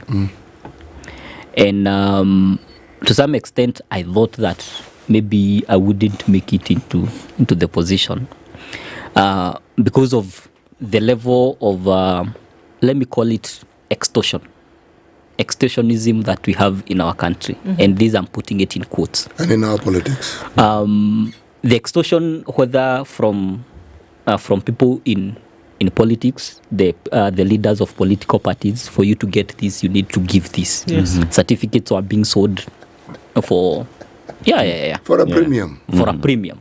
You want to be a part of this party, you sell it. Secondly, go to the election structures. The buying out of POs as our polling officers. Yes. Whether in during the nominations or even elections. Towards now, even the people who are campaigning for you, they also still need something. And even the general mwananchi, what they need, and they asking for it. Whether you have a very clear message or not, they still ask for that. They still ask for money. You cannot speak us until you give us money. You give us this. You cannot, whether it's young people or not. That mentality hasn't changed. That mentality hasn't changed. Whether you are even after the demonstrations that have been, you still meet young people across and they still tell you, mheshimiwa, tupe kitu ndio tuweze kukusukuma mbele. And this has been the question, the question about how and the place that we have put money across, whether it's even in our small, and you know this even when you go interact with people in the village or even in outside there, you meet anybody anywhere, you tell them about something, they're still going to ask, mheshimiwa unatuacha namna gani? Whether you have brought development or not. So the question that has been for Kenyans is that elections and our leadership are only from self-serving, and that's the why whoever is elected is self-serving, because the person who elected them is still self-serving. And so the question of how to revolutionize this and then come around to the question of issues, then it should be a universal thing. Because remember, the people that we have elected, whether we are going to elect young people or old people or not, if we are going to base it on the same morals of extortion that has been, then nothing is going to change. My point exactly. Then nothing is going to change. So once we are moving now towards this conversation, then we need to get real on what we actually need to do. And yet reject the question of money, that do not ask for money upfront. Because if you ask for money upfront, then tumemalizana na wewe. Nikisha ingia pale, once you have entered into the position, we are already done. Because I spent all this money to get elected. Then do not expect. That's the question that people do not understand. But once we eliminate the question of money, then we can be able to come on the table. We ask, can it be eliminated? Can it be eliminated? It can. If we have the same revolution, remember last year when people got into parliament, and I'm not saying that that it was a good thing to keep going to parliament. The young people went into parliament. They said one thing that was very profound, that we are the people who put you there, and we are the people who can get you out. There was no money that was changing hands when those young people were doing that. Why not use the same vigor, the same energy to go to the polls and select leaders without the need for money? Because remember, if we can come up with a movement, and I want to urge young people across the country, whoever is listening, come 2027, do not accept money from any politician. And then you are going to have the voice to demand whatever development that you need in this country. It does make sense. It is a call. It's a tough one. But I think in being able to receive or realize certain results, that you have to do make some tough action. These are the drastic questions, the drastic actions that must be taken. Do you think the ground is ready? Do you think the ground, and I'm talking about the Kenyans that we talk about, you said that they are the ones who still need something when you're coming to, is the ground ready for Stephen Munanya? Is the ground ready to vote for somebody who is 30 years younger than the folks who are right now in I those think circles? It is. Okay? To some extent, yes. But it also needs to be developed further. The reason why I'm saying that is because you look at the last elections, we have so many young people who are elected as members of county assemblies, who some did not even have a single coin. They were just pushed across with a bicycle, others on mkokoteni, by Kenyans who needed a certain kind of leader in a certain place. They did not have the vehicles. They were given by people. The money, the money to move around, they were given by people. Money for posters, people volunteer to be able to do that, and they are there as young leaders. To some extent, and in some quarters, this has happened. So what we need to do is to ensure that as we are moving on to 2027, 2032, as we move forward, if we need this country to move in the right direction, we should eliminate the money that flows from the rich during elections, being poured for the purpose of bribing, for the purpose of influencing elections, and for the purpose of ensuring that the masses are placated when they are electing leaders. Very important points. And I mean, look, there is a lot of work to be done, just like you're saying. And I think that there are very many opportunities for alternate leadership in young people to actually come in and, join this, I want to call it bandwagon, but, to join this thing, because it's necessary to see that alternate leadership take place. Thank you very much for being in the room this morning. In 10 seconds, why do you think that the current governor chose you to be his running mate? In 10 seconds. Yes. Okay, 5 then. One, I would want to think that the circumstances of me becoming a deputy weren't as normal as everybody else. Because I came in at a time where my governor was besieged by some political issues so that he cannot be able to run, so that they eliminated his deputy. So he was looking for a well-educated young person who had a political mind to be able to get into that position. I was there from Katanga constituency with a master's degree, a former assistant county commissioner, and I was up for the task. There you go. Well, I guess that's the answer. And I think that's what a lot of other people who say, okay, so how do I get there? Those are the answers. And that's right where we are. Stephen Munanya is the Deputy Governor of Murang'a County. He's been our guest this hour. Thank you very much for being here with us. Good morning. It's 9 a.m.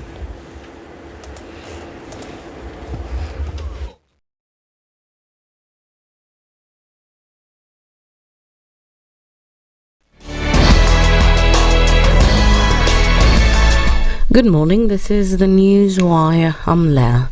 Mubaga State Department of Correctional Services has initiated a plan to evict squatters who have encroached on more than 4,242 acres of prisons land across the country. This event comes as the National Lands Commission has been roped in to aid in the recovery of 102 title deeds for parcels of land belonging to Correctional Facility Department.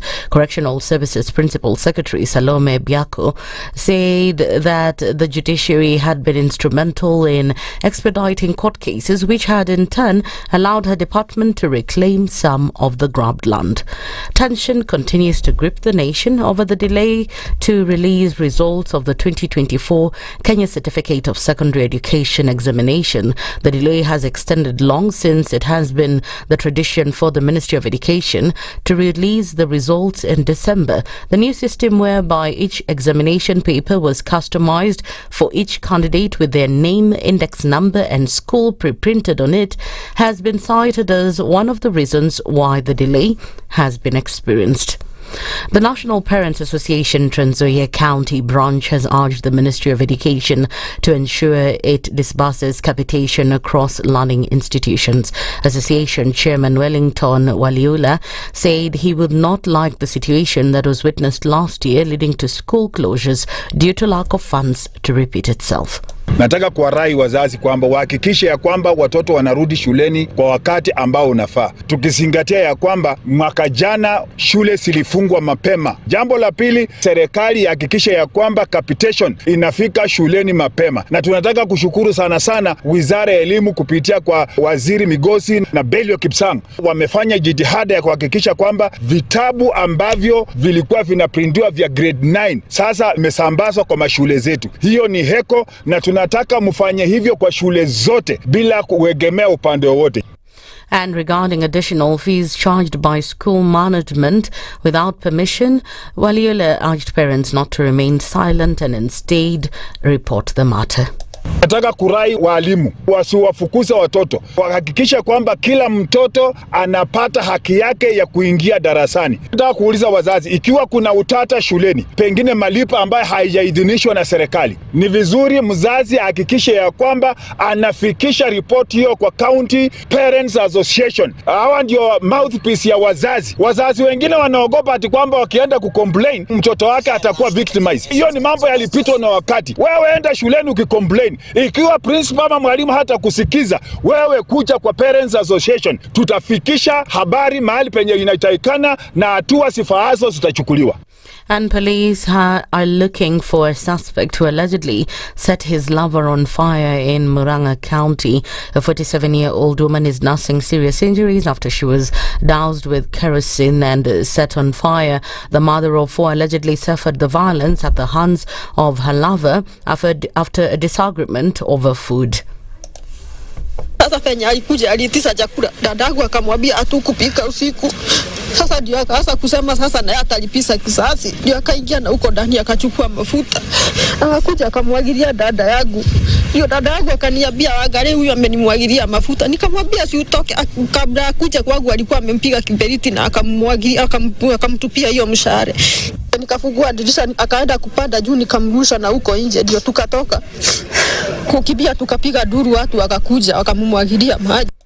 And finally, on the international scene, US President Joe Biden has said he thinks he would have defeated Donald Trump and won re-election in November last year. Speaking to USA Today in an exclusive interview, Biden did, however, add that he was unsure if he would have had the stamina for another 4-year term. Biden also said he was still considering preemptive pardons for foes of Donald Trump, including former Republican Congresswoman Liz and former senior health official Dr. Anthony. That's the News Wire. I'm Leah Obanga.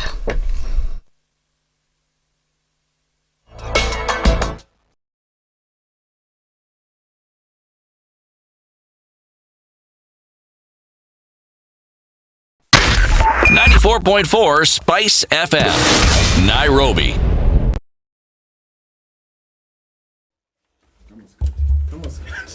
All right, a quick look at traffic this morning at a few minutes after 9 o'clock, and we're not having too much of an issue this Thursday. A little bit of traffic on Kangundo Road that seems to be ebbing and flowing, touching on Outer Ring at some point, and then it will fizzle off, so that's great. The Thika Superhighway with not much traffic at all, so yay for that. And also coming out of Westerns, we've done a good job with keeping traffic at bay and everybody getting where they need to go real fast and safely, one would hope. Okay, so let's see what happens as we crawl out of traffic hour later and see what that would look like. SpiceFM KE on X, hashtag the Situation Room.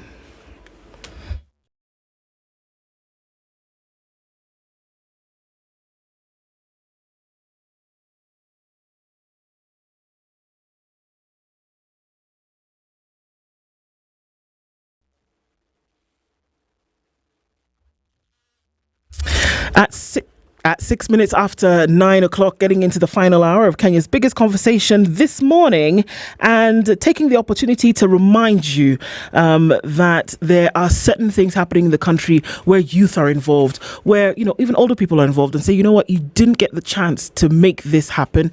Well, KCB Foundation, through its 2G Ajiri program, is making sure that we can bridge those gaps, right? And KCB to Ajiri program is saying that, okay, fine, now we have a problem here, which is unemployment in the country. And with that, there is a need for solution to be found.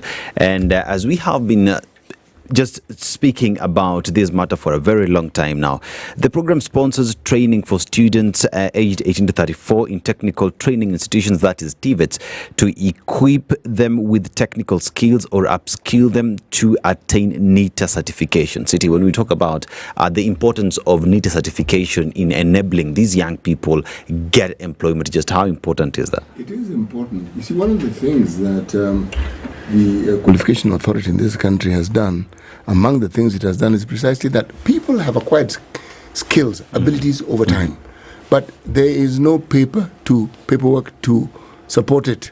So you can't actually determine. Now, the government has had what you call grade tests for the longest time. Now, what the certification does is precisely that. It looks at your knowledge, spruces up what you have, tweaks it a little bit, gives a little know-how, introduces tools into that conversation, the use of it and how to do it, and suddenly that certification has meaning, because it means it has been proven by an authority who's mandated to determine that you actually are qualified to do what you say you can do. Now that makes a huge difference. Yeah. Because in many instances when people want or look for work, they are asked, you say you can do this, where is the documentation? The certification is part of that documentation. There you go. Yes. And after that, now City, after getting the documentation, there is another step that KCB to Ajiri does. It ensures that it puts you in a group with a mentor who then holds your hands and takes you through this entire exercise of making sure that your business actually gets to grow. And with this, KCB says that we create business development plans and proposals, marketing, bookkeeping, and legal advertising. Then after that, they go further to ensure that the ideas have been vetted for bankability, they receive credit, and from then moving forward, the bank enters, gives you loans, and KCB to Ajiri withdraws and allows you to go and thrive. There you go. All right, that's what's happening in the country. And as we look at other things this morning, good to have our guest in the studio who's been here before, but great to have him here again. Patrick Silili Adolwa is here this morning. Good morning, Patrick. Good morning, Du. How are you doing? I think I'm well. You think? Yes, I mean, you're never too sure about things until, but at the moment, I'm well. In this present moment, you are good. Yes, I am. Fantastic. We'll go with that. That's why I'm here. Patrick is a consulting town planner and urban specialist, and he's been here before. And today we're going to be looking at the role of boroughs in a county system. And so folks are asking, boroughs, okay, what on earth? We've said them before. We've said it many times. I believe it's one of the ticket items that the governor for Nairobi County campaigned upon. But I'm going to look into that into a little bit more detail today. But let's welcome you with today's proverb with CT. You know where he goes every week. He'll tell you where he's gone this week with today's proverb. Yes. This particular country, in the year 1889 to 1907, had a capital city that is different from the one it currently has. That's a really broad hint. It may not be useful. However, give any hint. Grass used to grow in the city. Okay. Yes, but in the year 1999, it had a census. It has censuses every 10 years. 10 years. But 1999 is significant because the results were never officially announced. In this particular country. Which country is this? I have no idea. It's in East Africa. Uganda. Okay. It has the first woman on this continent of Africa to ever win the Nobel Peace Prize. Yes. Oh, Is that Kenya? Ding dong. Okay. This guy was about to go to Ethiopia. Said, sorry. Yeah. Well, I mean, you gave me a better hint. Yes, it is Kenya. Yes. Okay. Our proverbs. Fanikio huzaa fanikio. Success breeds success. Yes. What do you think about that, Patrick? How would you interpret that? I think it's a very positive way of looking at things. That when things are done very well, when things are set up in a good manner, there are always chances that everybody has a win-win situation. And I think it's a truism, because, I mean, if you want things to work well, I think you set them up in such a manner that they sustain themselves. Oh, there you go. Okay. It's great words that you've used. Set up things in a manner that sustain themselves. Yeah. And now we're talking about county system and its infrastructure and the role of boroughs in a county system. Let's start off with some definitions, because when we talk about boroughs, it sounds very hoity-toity. And what are those in the first place? And then before we even start their role, let's establish what are those in the first place and why they are important, if they are. This is a subject I like, and at the same time I don't like, because from the very onset I have a lot of discomfort with the use of the term borough, particularly in our context, because it is a very alien word. Actually, it is far-fetched, and if you scan the whole continent, you will barely come across the use of the term borough. And looking at literature last night, just to be clear what this borough business is, I was taken to Britain and Germany and all sorts of places where the root borough comes from, which just means a town or township or something like that in Germanic languages, in Old English. And that is why they have places like Edinburgh and things like that. It has to do with a town, an administrative unit, and so on and so forth. So it has a meaning in British culture, in English culture, in French culture, and so on and so forth. But it's a bit of a long stretch to bring it into a country like Kenya, where we don't have those kind of things. And again, this term has gone to other jurisdictions, because the British have gone to Australia, or they've gone to Canada, or they've gone to the US. And so the other place where the term borough is used very prominently is New York. So you don't get to hear the term borough used in so many jurisdictions. And I know that prominently used in New York and in many other US systems, but not anywhere else do you find it used prominently. And I cannot say that here in Kenya, it's a term that is in our legal statutes. It's not. No. Okay, so to me it's far-fetched.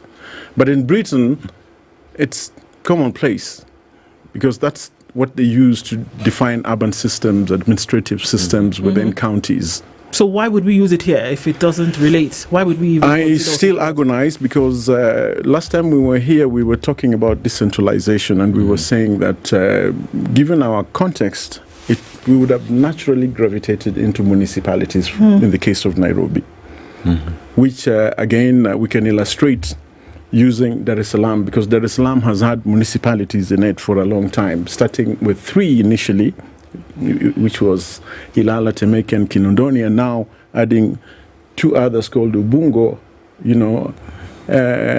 So I think there is a sense in which we should have gravitated into a space which is already provided for by our own legislation. But somebody found the term borough a very fancy term to, promote a political agenda, I suppose. And therefore, that's how it is introduced into our space. But seriously, it has no basis in our law. What do in our culture. What do we have in our law and in our culture that would meet the same need? Yes. The Urban Areas and Cities Act provides for, the administration of towns and cities and municipalities in a county setup. So if we have a county set up as provided for in the Constitution, a two-tier system of government, then because we don't have a third tier of government, the Constitution provided for the Urban Areas and Cities Act, which therefore becomes the municipal level, the level at which then you can provide for administration of cities and towns and municipalities. And Nairobi is a county in its own right, so it can provide for lower level administration in terms of urban or in terms of municipalities. In fact, Nairobi County can provide for itself cities within itself, because the city of Nairobi sub-counties actually have a higher population threshold than is required for the establishment of cities. Like there are areas in Nairobi City, sub-counties in Nairobi City, which are bigger than municipalities like Eldoret, like Nakuru, in terms of population. And those cities have reached the threshold for population thresholds that entitle them to be called cities, and therefore they've been granted the charter or status of cities. But Nairobi sub-counties by far have met those requirements. And yet we speak about boroughs, which to me is such a nondescript term, because what is it? What is a borough? Even when you look at what they provide for here in terms of the duties and responsibilities and functions of a borough, it doesn't seem like it is coherent. It's not coherent, because we are grappling with the concept of a borough here. And for me, I just see it as an extension of the administrative services from the center.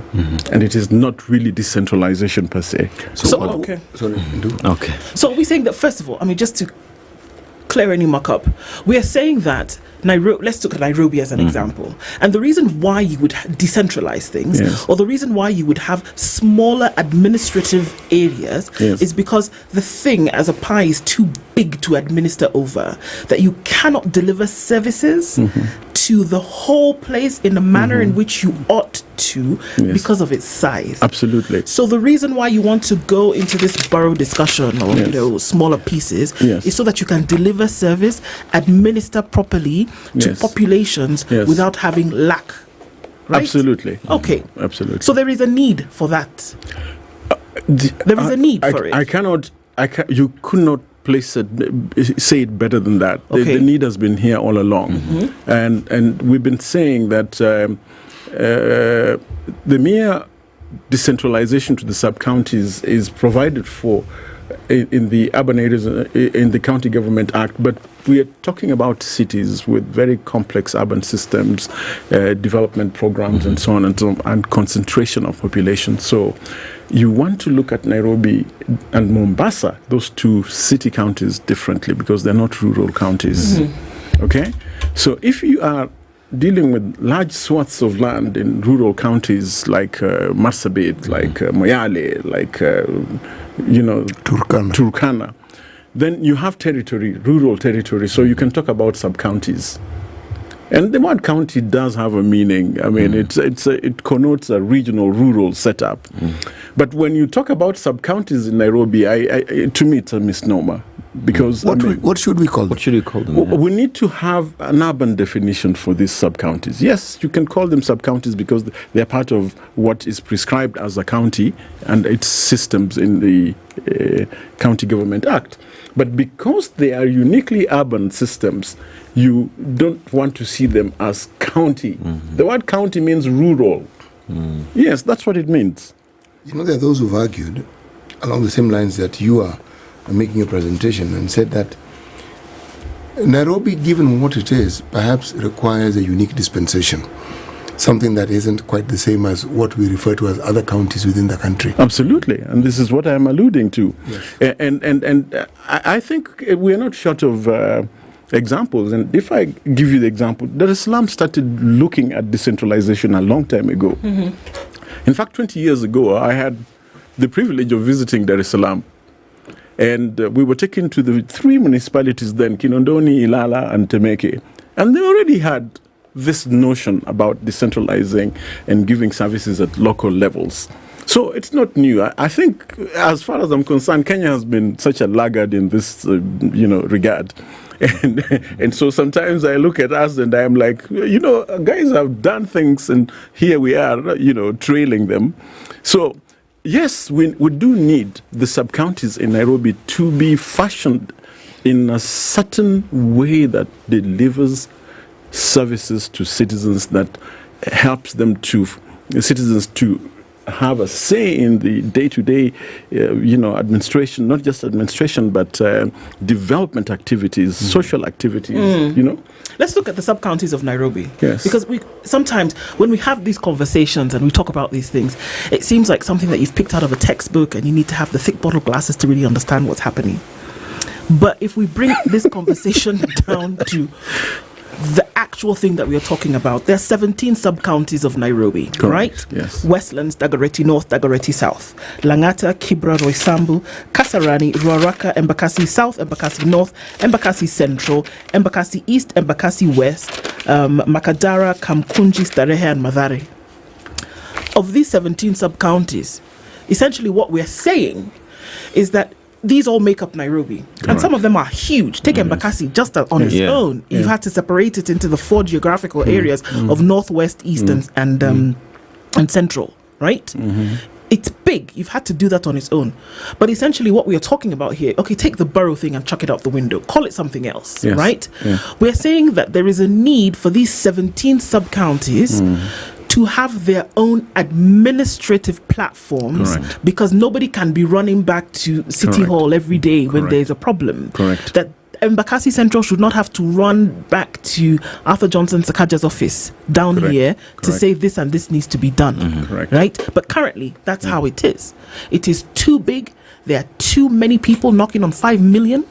And they are not, number one, receiving the services that they should. Even when we want to talk about things like water, we want to talk about things like electricity, we want to talk about things like garbage collection. You can't have an eye on everything to be done in the way it ought to be when you're running all of these millions of people from City Hall. The question is, to whom is the responsibility of capacity building to ensure that these 17 sub-counties can be run from an administrative point for each of them? I like the way you define the problem. And everybody understands what the problem is. Everybody. I think everybody in Nairobi struggles to get things done because of how complex the place is and all the things that you allude to. But where is the will? For me, the question is, where is the will? I mean, politics and leadership are two distinct things. What we need here is leadership. And we're not short of ideas on how best to run complex systems like Kenya. And there are policies. And part of the reason for devolution was to meet something that we call subsidiarity. Subsidiarity is a concept which allows for services to be delivered at the most appropriate level. Okay? And so all these principles go into the whole concept of devolution. And first of all, we started with deconstructing the country so that we do not have to come to Nairobi for everything. That was one of the reasons for devolution, and to make sure that there's equitable distribution of national resources. But having reached the county, again, then the principle of subsidiarity should set in, okay, automatically, where then the best level at which to deliver last mile services really must be defined, even within a county such as Nairobi, okay? And so Nairobi persists and insists on using a sub-county system which is appropriate for rural counties, big rural counties. The two city counties, Mombasa and Nairobi, require a system of suburban systems. They require to decentralize their big urban system into urban subsystems. And I'm putting my accent on the word urban, Okay? That is why the word bara comes into play. But in our circumstances, we have already defined the way in which any county can establish services in its sub-counties and where there's concentration of urban, units by, doing municipalities or cities or towns and so on and so forth. So that structure is already defined in law. In Nairobi, if you go to Embakasi, Utawala, it's in a different place. It is like 15 kilometers out of Nairobi city center.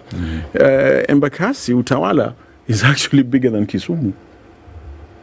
I am telling you, Utawala, if you look at the urban structure at Utawala, it is bigger than Kisumu. In terms of the urban space, the urban fabric there, it is much more complex than Kisumu. And even if you look at the population. And even in population. So what do you want to do with it? You want to treat it as a sub-county, or do you want to give it a proper, solid municipal system so that it can run the services as the governor deals with higher level policies and issues and coordination with national government? Why should the governor be involved in the day-to-day last leg of garbage collection and permitting of development control? Because I hear you talk in terms of lack of will or political goodwill in ensuring that we set up these administrative units to enable the citizens get better services. Yes. So in terms of what we need to do for that to happen, how do we take this conversation to the man at the top to make sure that it happens? Because as we have this conversation, it is necessary, because the residents of this city demand and deserve better services, but that has to come with good political will. How do we when somebody comes to office, they come to office on the basis of a manifesto and an agenda. I do not know that sometimes people understand and appreciate the complexity in which they are coming or bringing themselves into. And I think that it is time we spoke to the need to decentralize the city in real terms rather than to do token decentralization. The moment there, Patrick, I thought you were going to say we need to examine and we need to question the ability of those who seek these offices as to whether they actually understand what it is that they want to get themselves I think into. I stopped short of saying that, but that's exactly what I said. Okay. Yeah. Can I ask a question from a planning perspective? I believe that data and information ought to form the basis for decisions. Yes. Or one would assume that that's what's happening in a logical setting. Yes. That before you make a decision about something, you've looked at the what you've been informed by and say, okay, based on 1, 2, 3, then we can do B, right? Yes. So from a planning perspective for a city, one would assume that if you have in 1975 5,000 people moving about the city, that you would imagine that these 5,000 people at some point would procreate, and that there would be more people, and that your populations would grow. There's some scientific data that can even be applied to that. You say human beings by nature will do 1, 2, 3, and we can project and say in the next 20 years, these 5,000 people will become 5 million, as we've seen in Nairobi. So when you're planning the infrastructure of a city, and you're saying that we're going to move housing out here, we're going to move water distribution out here, do you take into consideration the burden that would then be formed on the infrastructure, and what would be required for you to deliver services to these people, say 20 years down the line? Does that happen in planning?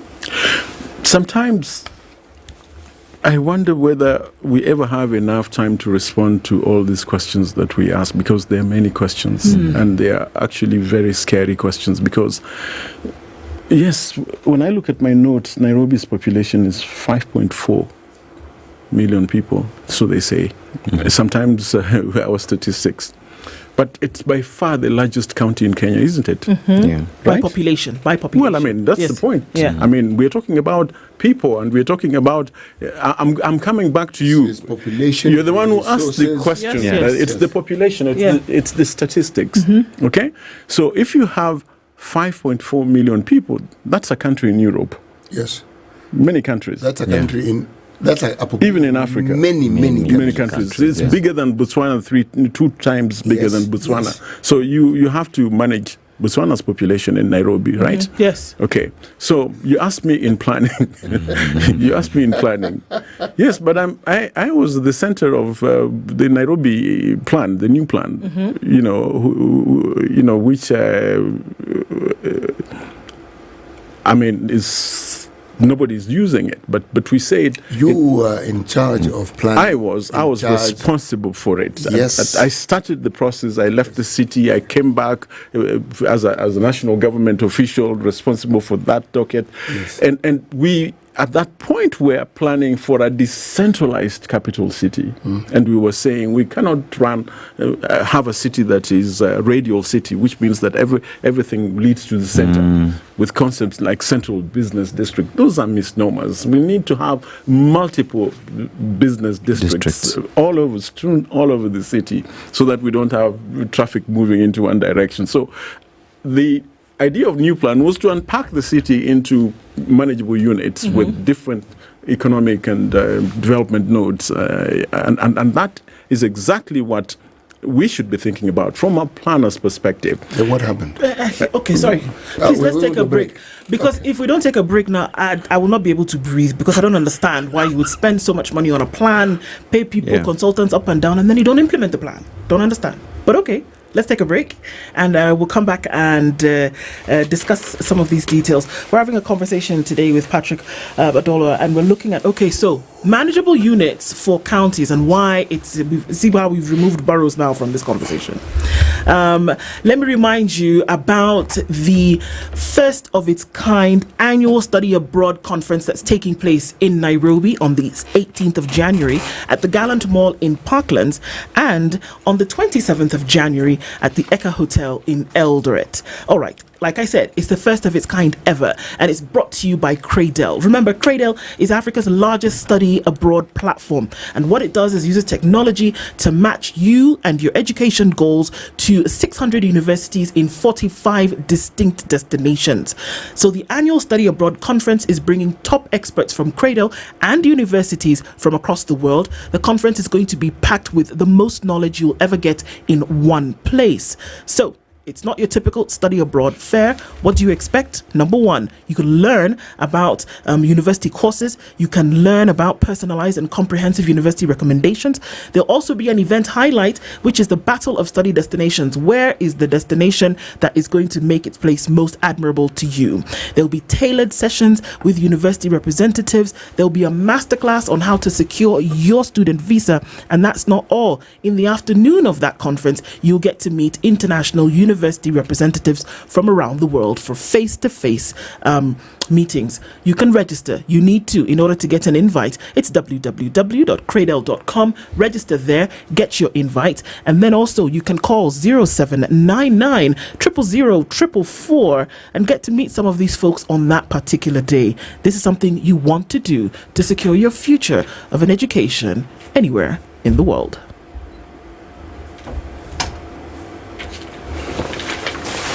This is the Situation Room, the only way to start your... Are you a young person looking to unlock your potential?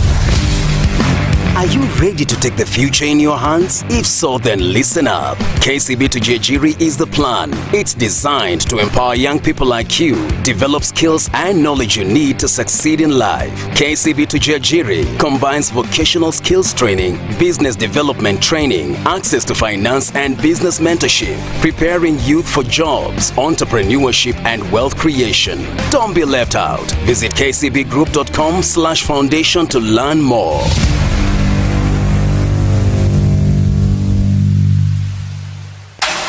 The weather with SpiceFM. At exactly 37 minutes after the 9 a.m. hour now. Highs of 26 degrees in Nairobi and lows of 14 degrees. In Kakamega County, highs of 31 degrees and lows of 14 degrees. In Mombasa, highs of 31 degrees and lows of 24 degrees. We go to Kisumu, highs of 30 degrees and lows of 20 degrees. In Nakuru city, highs of 28 degrees and lows of 12 degrees. Across the borders to Mogadishu, highs of 30 degrees and lows of 23 degrees. Addis Ababa, Ethiopia, highs of 24 degrees and lows of 10 degrees. But it is pretty cold in China at highs of 6 degrees and lows of negative 2 degrees. That is the hour. Good morning.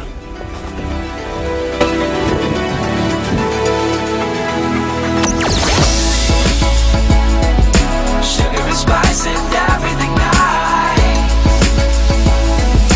Spice FM. Spice up your life. All right, where are we coming out of traffic hour? At this time, traffic has not caused too much of a headache for us at all today. So that's been great. Coming off of Outer Ring and touching on North Airport Road, as you come to that junction, there will be just a little bit of that, but I think we'll be all right. For the most part of the Eastern Bypass has performed really well today, or rather you have performed well on those roads. The Southern Bypass also looking good. And on Mombasa Road, we will see some traffic as you come off of the Nyeri Stadium roundabout, heading towards Uhuru Highway. It's going to slow down a little bit between Bunyala Road and Haile Selassie. But apart from that, I think we've done really well. Right, let's keep an eye on things through the morning. Talk to us, Spice FM, KE on X. Mature, intelligent talk every morning. Spice up yourself.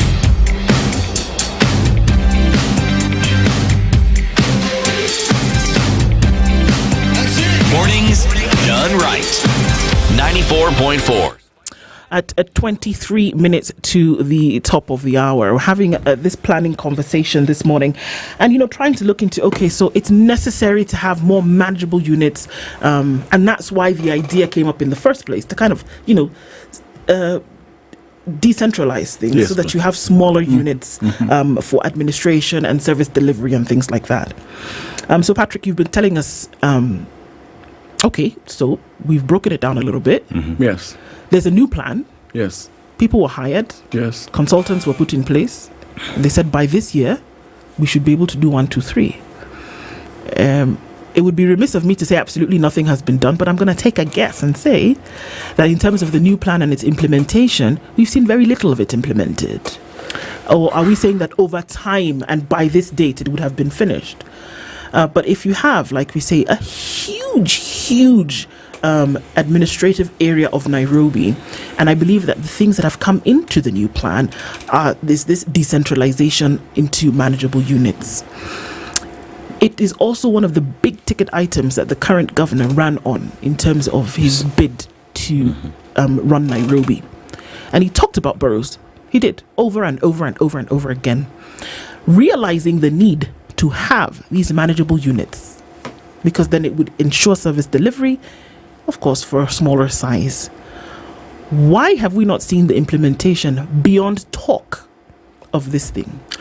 Okay, you'll be disappointed to learn that it took many years to complete the new plan, because we started doing the new plan way back in 2001.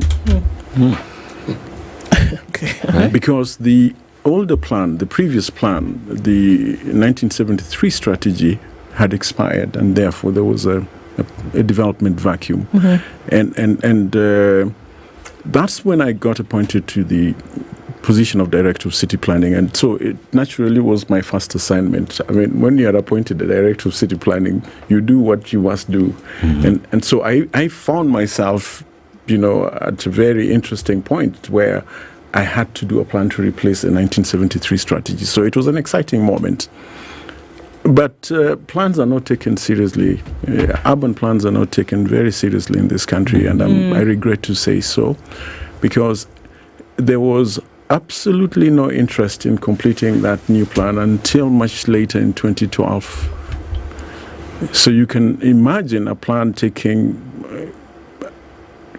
almost 10 years to complete, because there was no will, there was no leadership.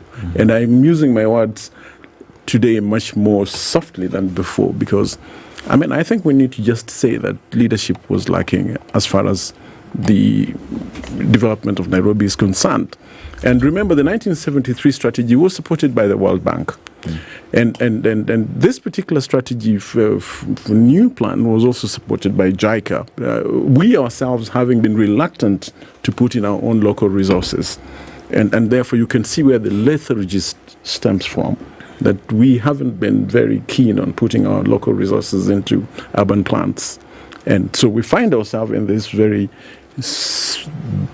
uncanny space because we are impatient with financing urban development plans, and therefore we are impatient with long-term development horizons. We are comfortable with short-term. I think you're being so polite, but okay. Yes, I am. Yeah. He's being polite. He's speaking like a professional from a planning perspective. You see, you know, all these activities, everything that we're talking about here. Okay, at the end of the day, the centrality of it is money. Yes, money. My mind goes back to what Nairobi was and how it became. You know, most people think that Nairobi was the capital of this country from the beginning. It was Mombasa. 1888 to 1907. British East African, the protectorate. Remember, the colonizers began with commerce. It was commercial interests that brought them. Yes, it was the British East African Company. Yes, exactly. Yeah. The administration came later. Now, if you look at Nairobi, look at businesses and what they have done. You know, they've created what we're talking about. Take a huge supermarket chain. Look at what they do. They understand where the population is. Yes. They start their business there. They decentralize. There's a logic. It's clear as day. And if you look around Nairobi, the units that we are speaking of that administratively we don't have actually exist. You can live in Parklands and never leave Parklands to go anywhere else. You can live in Utawala and never leave Utawala to go anywhere else. Because literally right now in this country, what you need, you'll find there. Yes. You can live, choose, take your pick, whatever it is you want. And I'm saying that if we already have a situation where these units exist, and you can even divide them, and you can even determine how it is, what is it that prevents the administrative part of the system that we have here from just doing what they need to do? Let me tell you, here are the populations. Dagoretti sub-county, 294,000, which is 300,000. That's bigger than Ruiru. Okay, isn't it? I don't know what the population of Nakuru is, city. We can find out. Okay. Go ahead. There is Embakasi, 663. There is Kamukunji, 220. There is Kasarani, 525. There is all those. There is Njiru, 283. And there is Westlands, 247. If these places were in a rural county, they would all be cities. So Nakuru has a population of 570,000. 571,000. Nakuru City. Nakuru City, yes. Okay, fine. But or did you want the whole county? No, I'm just giving you an example of how many cities we actually have in Nairobi. And we are not treating them as cities. We are pussyfooting around them and saying, no, look, we'll just give you some administrative treatment. We will not allow you to be complete sustaining entities. We will not allow you to have semi-autonomy. Why? I'm sorry, and that's the crux of the matter, in my opinion.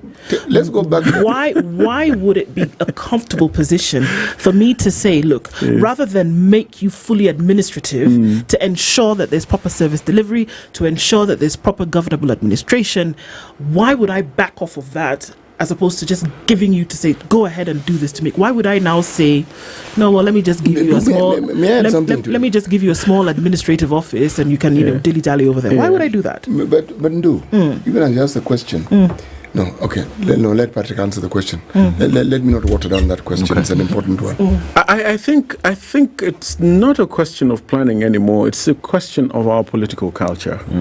The conventional political culture, contemporary political culture we have, where there is more power at play rather than leadership, than management, than even service provision. Service provision. Yes. Because when you establish a city, whether it's a city council or a metropolitan or a corporation, your accent is on services. Honestly, the only way anybody evaluates you is your capacity, ability, and efficiency in service delivery. Nothing else, no other parameter matters Okay? So do we really see ourselves as being strong? Do we pursue a very strong agenda for services and infrastructure and so on and so forth? Clearly not. And I think that is where we need to shift our paradigm so that we begin to see ourselves as an institution which is enabling, providing services, allowing for decentralization of systems in such a manner that if you live in Embakasi, you never have to come to City Hall for anything. I mean, as we speak, we ought to be having 10 mini city halls all over the place with very serious, service delivery capacities and capabilities and competencies. Why I brought in the subject of money is this. Yes. When you have the confusion that Nairobi County is, it's deliberate. Yes. It's because if you're talking about just the technical administrative know-how that we have, people who know what to do and how to do it, believe me, there is no shortage. But that politically, the political will is what takes precedence over everything else that we're discussing. At the end of the day, it's what we will see playing out. Absolutely. What do you want to do with the repository of skills that you have and competences that you have? I mean, Nairobi is a hub like no other in Eastern Central Africa. There isn't a person that you'll be looking for in Nairobi that you couldn't find, even in terms of urban specialists. But the question begging is, what does leadership want to do with it? Yes. Okay. I mean, Titi, even the conversation that we were having here the other day in terms of just I'll take this to the national government, delinking treasury from the presidency. I mean, if you compare that with what is happening with the leadership in the county, it's pretty much the same thing. It is money involved.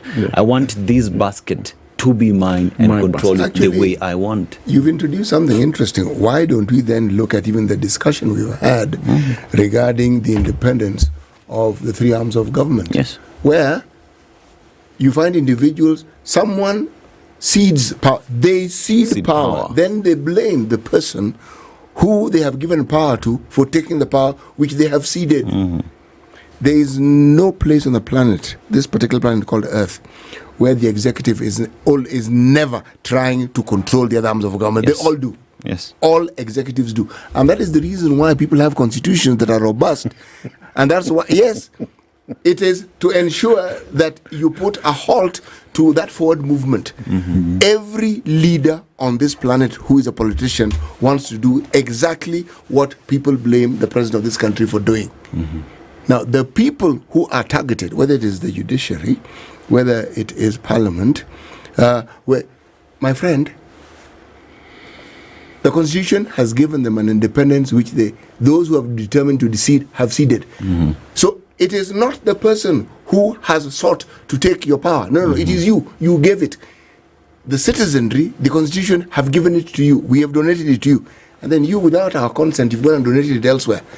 We blame you, not that person. So, we know that there is a need. Yes. We can see the evidence of that need spilling over every single day. Yes. There's a plan in place, has been developed over time. Yes. And hopefully it's to be actualized by a certain time. Actually, it has exceeded the time for it has 24 years. It has been overtaken by time, let me say, because we spent so much time in the planning than in the doing. But right now, what we are saying essentially is that in order for us to see some of these things actualized, that it's going to have an injection of will, human will. So it's not about it's not like a Lego thing that you put together with the building blocks, because if it was, one would assume it would have been done by now. It has to be an individual who's or a group of individuals who will come together and say, okay guys, put the money behind this thing, get it done, do it now. So we are essentially saying that we are depending on the will of a group of people to actually get this thing done. Otherwise, it will never happen. Is that what we're saying? Absolutely. I think we need people of goodwill all round. We need to begin a debate. Sometimes we have debates in which we shout and fight and what, but I think we just need the candid debate in which we say, if we do not take care of things, the proverb that you began with, if you do not take care of things, then things will fall apart. And it's very easy for Nairobi to fall apart because you have not taken care of things. And I think it's a case where you have to be ahead of things that can happen. And I don't understand. I keep on saying I would be very frightened to be the CEO of Nairobi without a battery of the best brains to help me to figure out things before they overwhelm me. But you're not a politician, clearly. I am not. No, you're not. Because I'm not. Politicians don't think like that. Yeah. Politicians, by and large, tend to be magic thinkers. They think something and they believe just by thinking it is so. Well, I mean, that's the reason I am not a politician. Yes, exactly. And that is why when you find political leadership in full throttle and without checks and balances. Yeah, I mean... yeah, but how did we get ourselves here? Why did we put so much faith? We allowed ourselves to get there. Yes. How did we put so much faith in that? Because sometimes when I'm seated by myself, I ask, why did we put so much faith in a certain group of persons? You have given them a label, but yet we're the majority. Can't we find a way of prevailing upon them from time to time, or restraining them? Or the variety we have in this country, you don't keep them in check from time to time. It's a constant. They, as they think they know, hey, this one is going to be. Otherwise, they fly off the handle at the slightest gap. Opportunity. They fly off the handle. Yeah, but coming back to what you're saying, yes, we do need to make those plans as often as we should, even if they are not used, because then we shall have played our part. Okay? It would be remiss of us not to do anything about it and try to play politics. I mean, there are times that the argument is we all should go into politics if we want things to happen, but that clearly is not possible. No, actually, it can work. It can work. You see, when you talk politics in this country, you think you need to present yourself to participate in elective politics as a participant who is seeking a position. No. To be active in politics doesn't mean that. Holding leaders to account, political leaders, that is being involved in politics. And ensuring you participate in public participation, that is being involved in politics. And because when you do that, and you do so actively, and you do it well, then you get good leadership, because those you have elected understand that there will be consequences for not doing what they're supposed to do. And I think just to write on what City is saying as well, is because when the leadership was getting to power, there is a specific manifesto and plans that they had. Therefore, it behooves upon us as the residents of the city to check them every day as a constant, as City says, to make sure that that promise, the plan that you put you there, is actually implemented. Because if you don't do that, then who will? In fact, the question, what I would raise is the county of Nairobi should not be run by MCAs. Well, there are people who have floated that proposition before.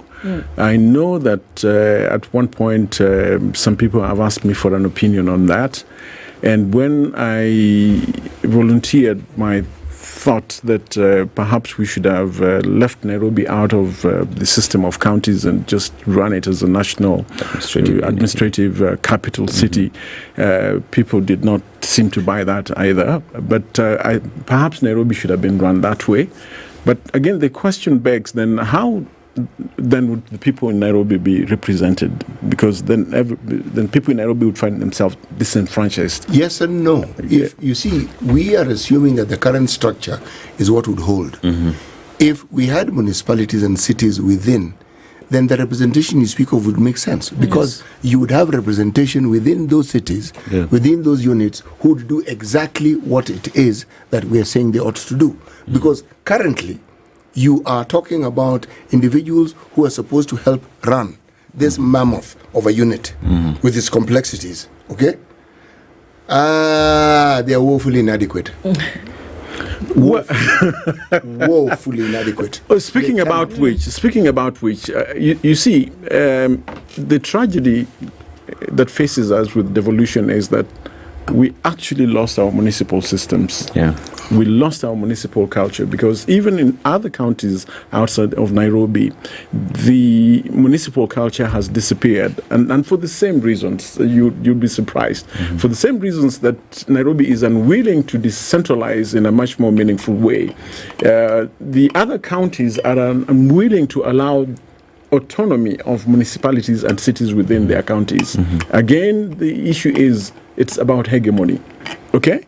And people have, and you say perhaps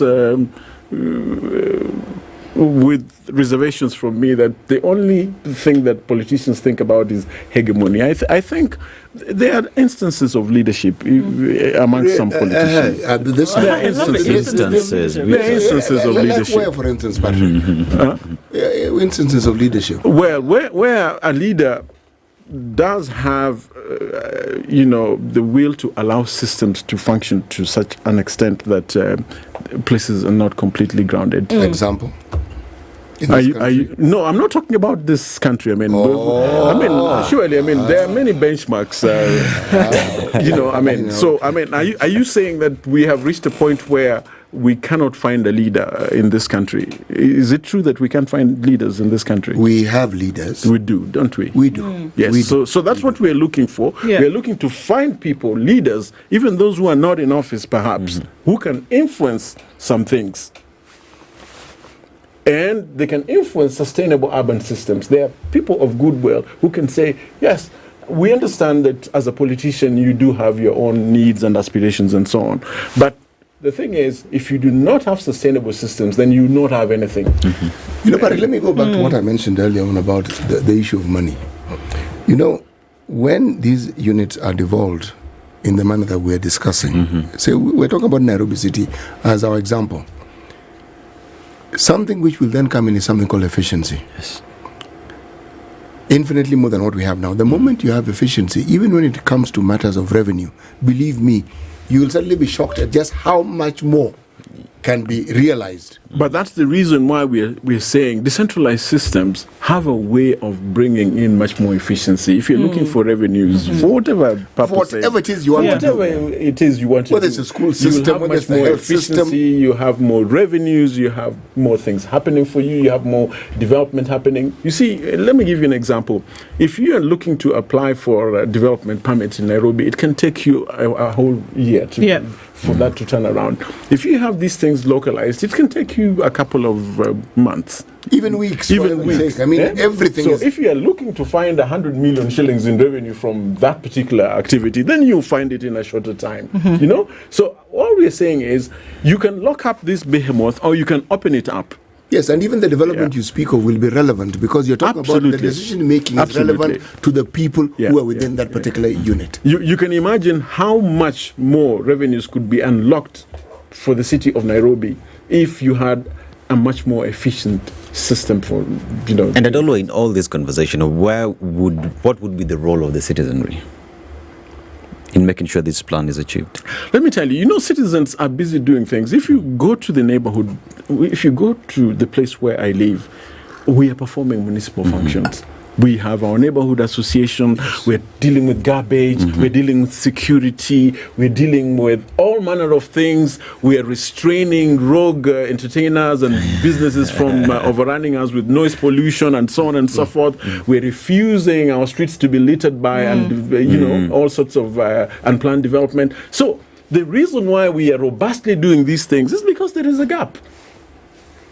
Well, the case for this cannot be argued. Obviously, it's clear that these things need to happen, and the hope is that there will be some kind of will expressed. Our time runs out when we talk about things like this, unfortunately, and the continued conversation, like we say, needs to happen. I want to say thank you very much, Patrick Adola, for joining us this hour, and hopefully we can continue talking in these. So, let's say thank you for today, and hopefully we can continue at on a further time to discuss the importance of these things. Thank you for keeping it in the Situation Room this morning. Good morning. It's 10 a.m.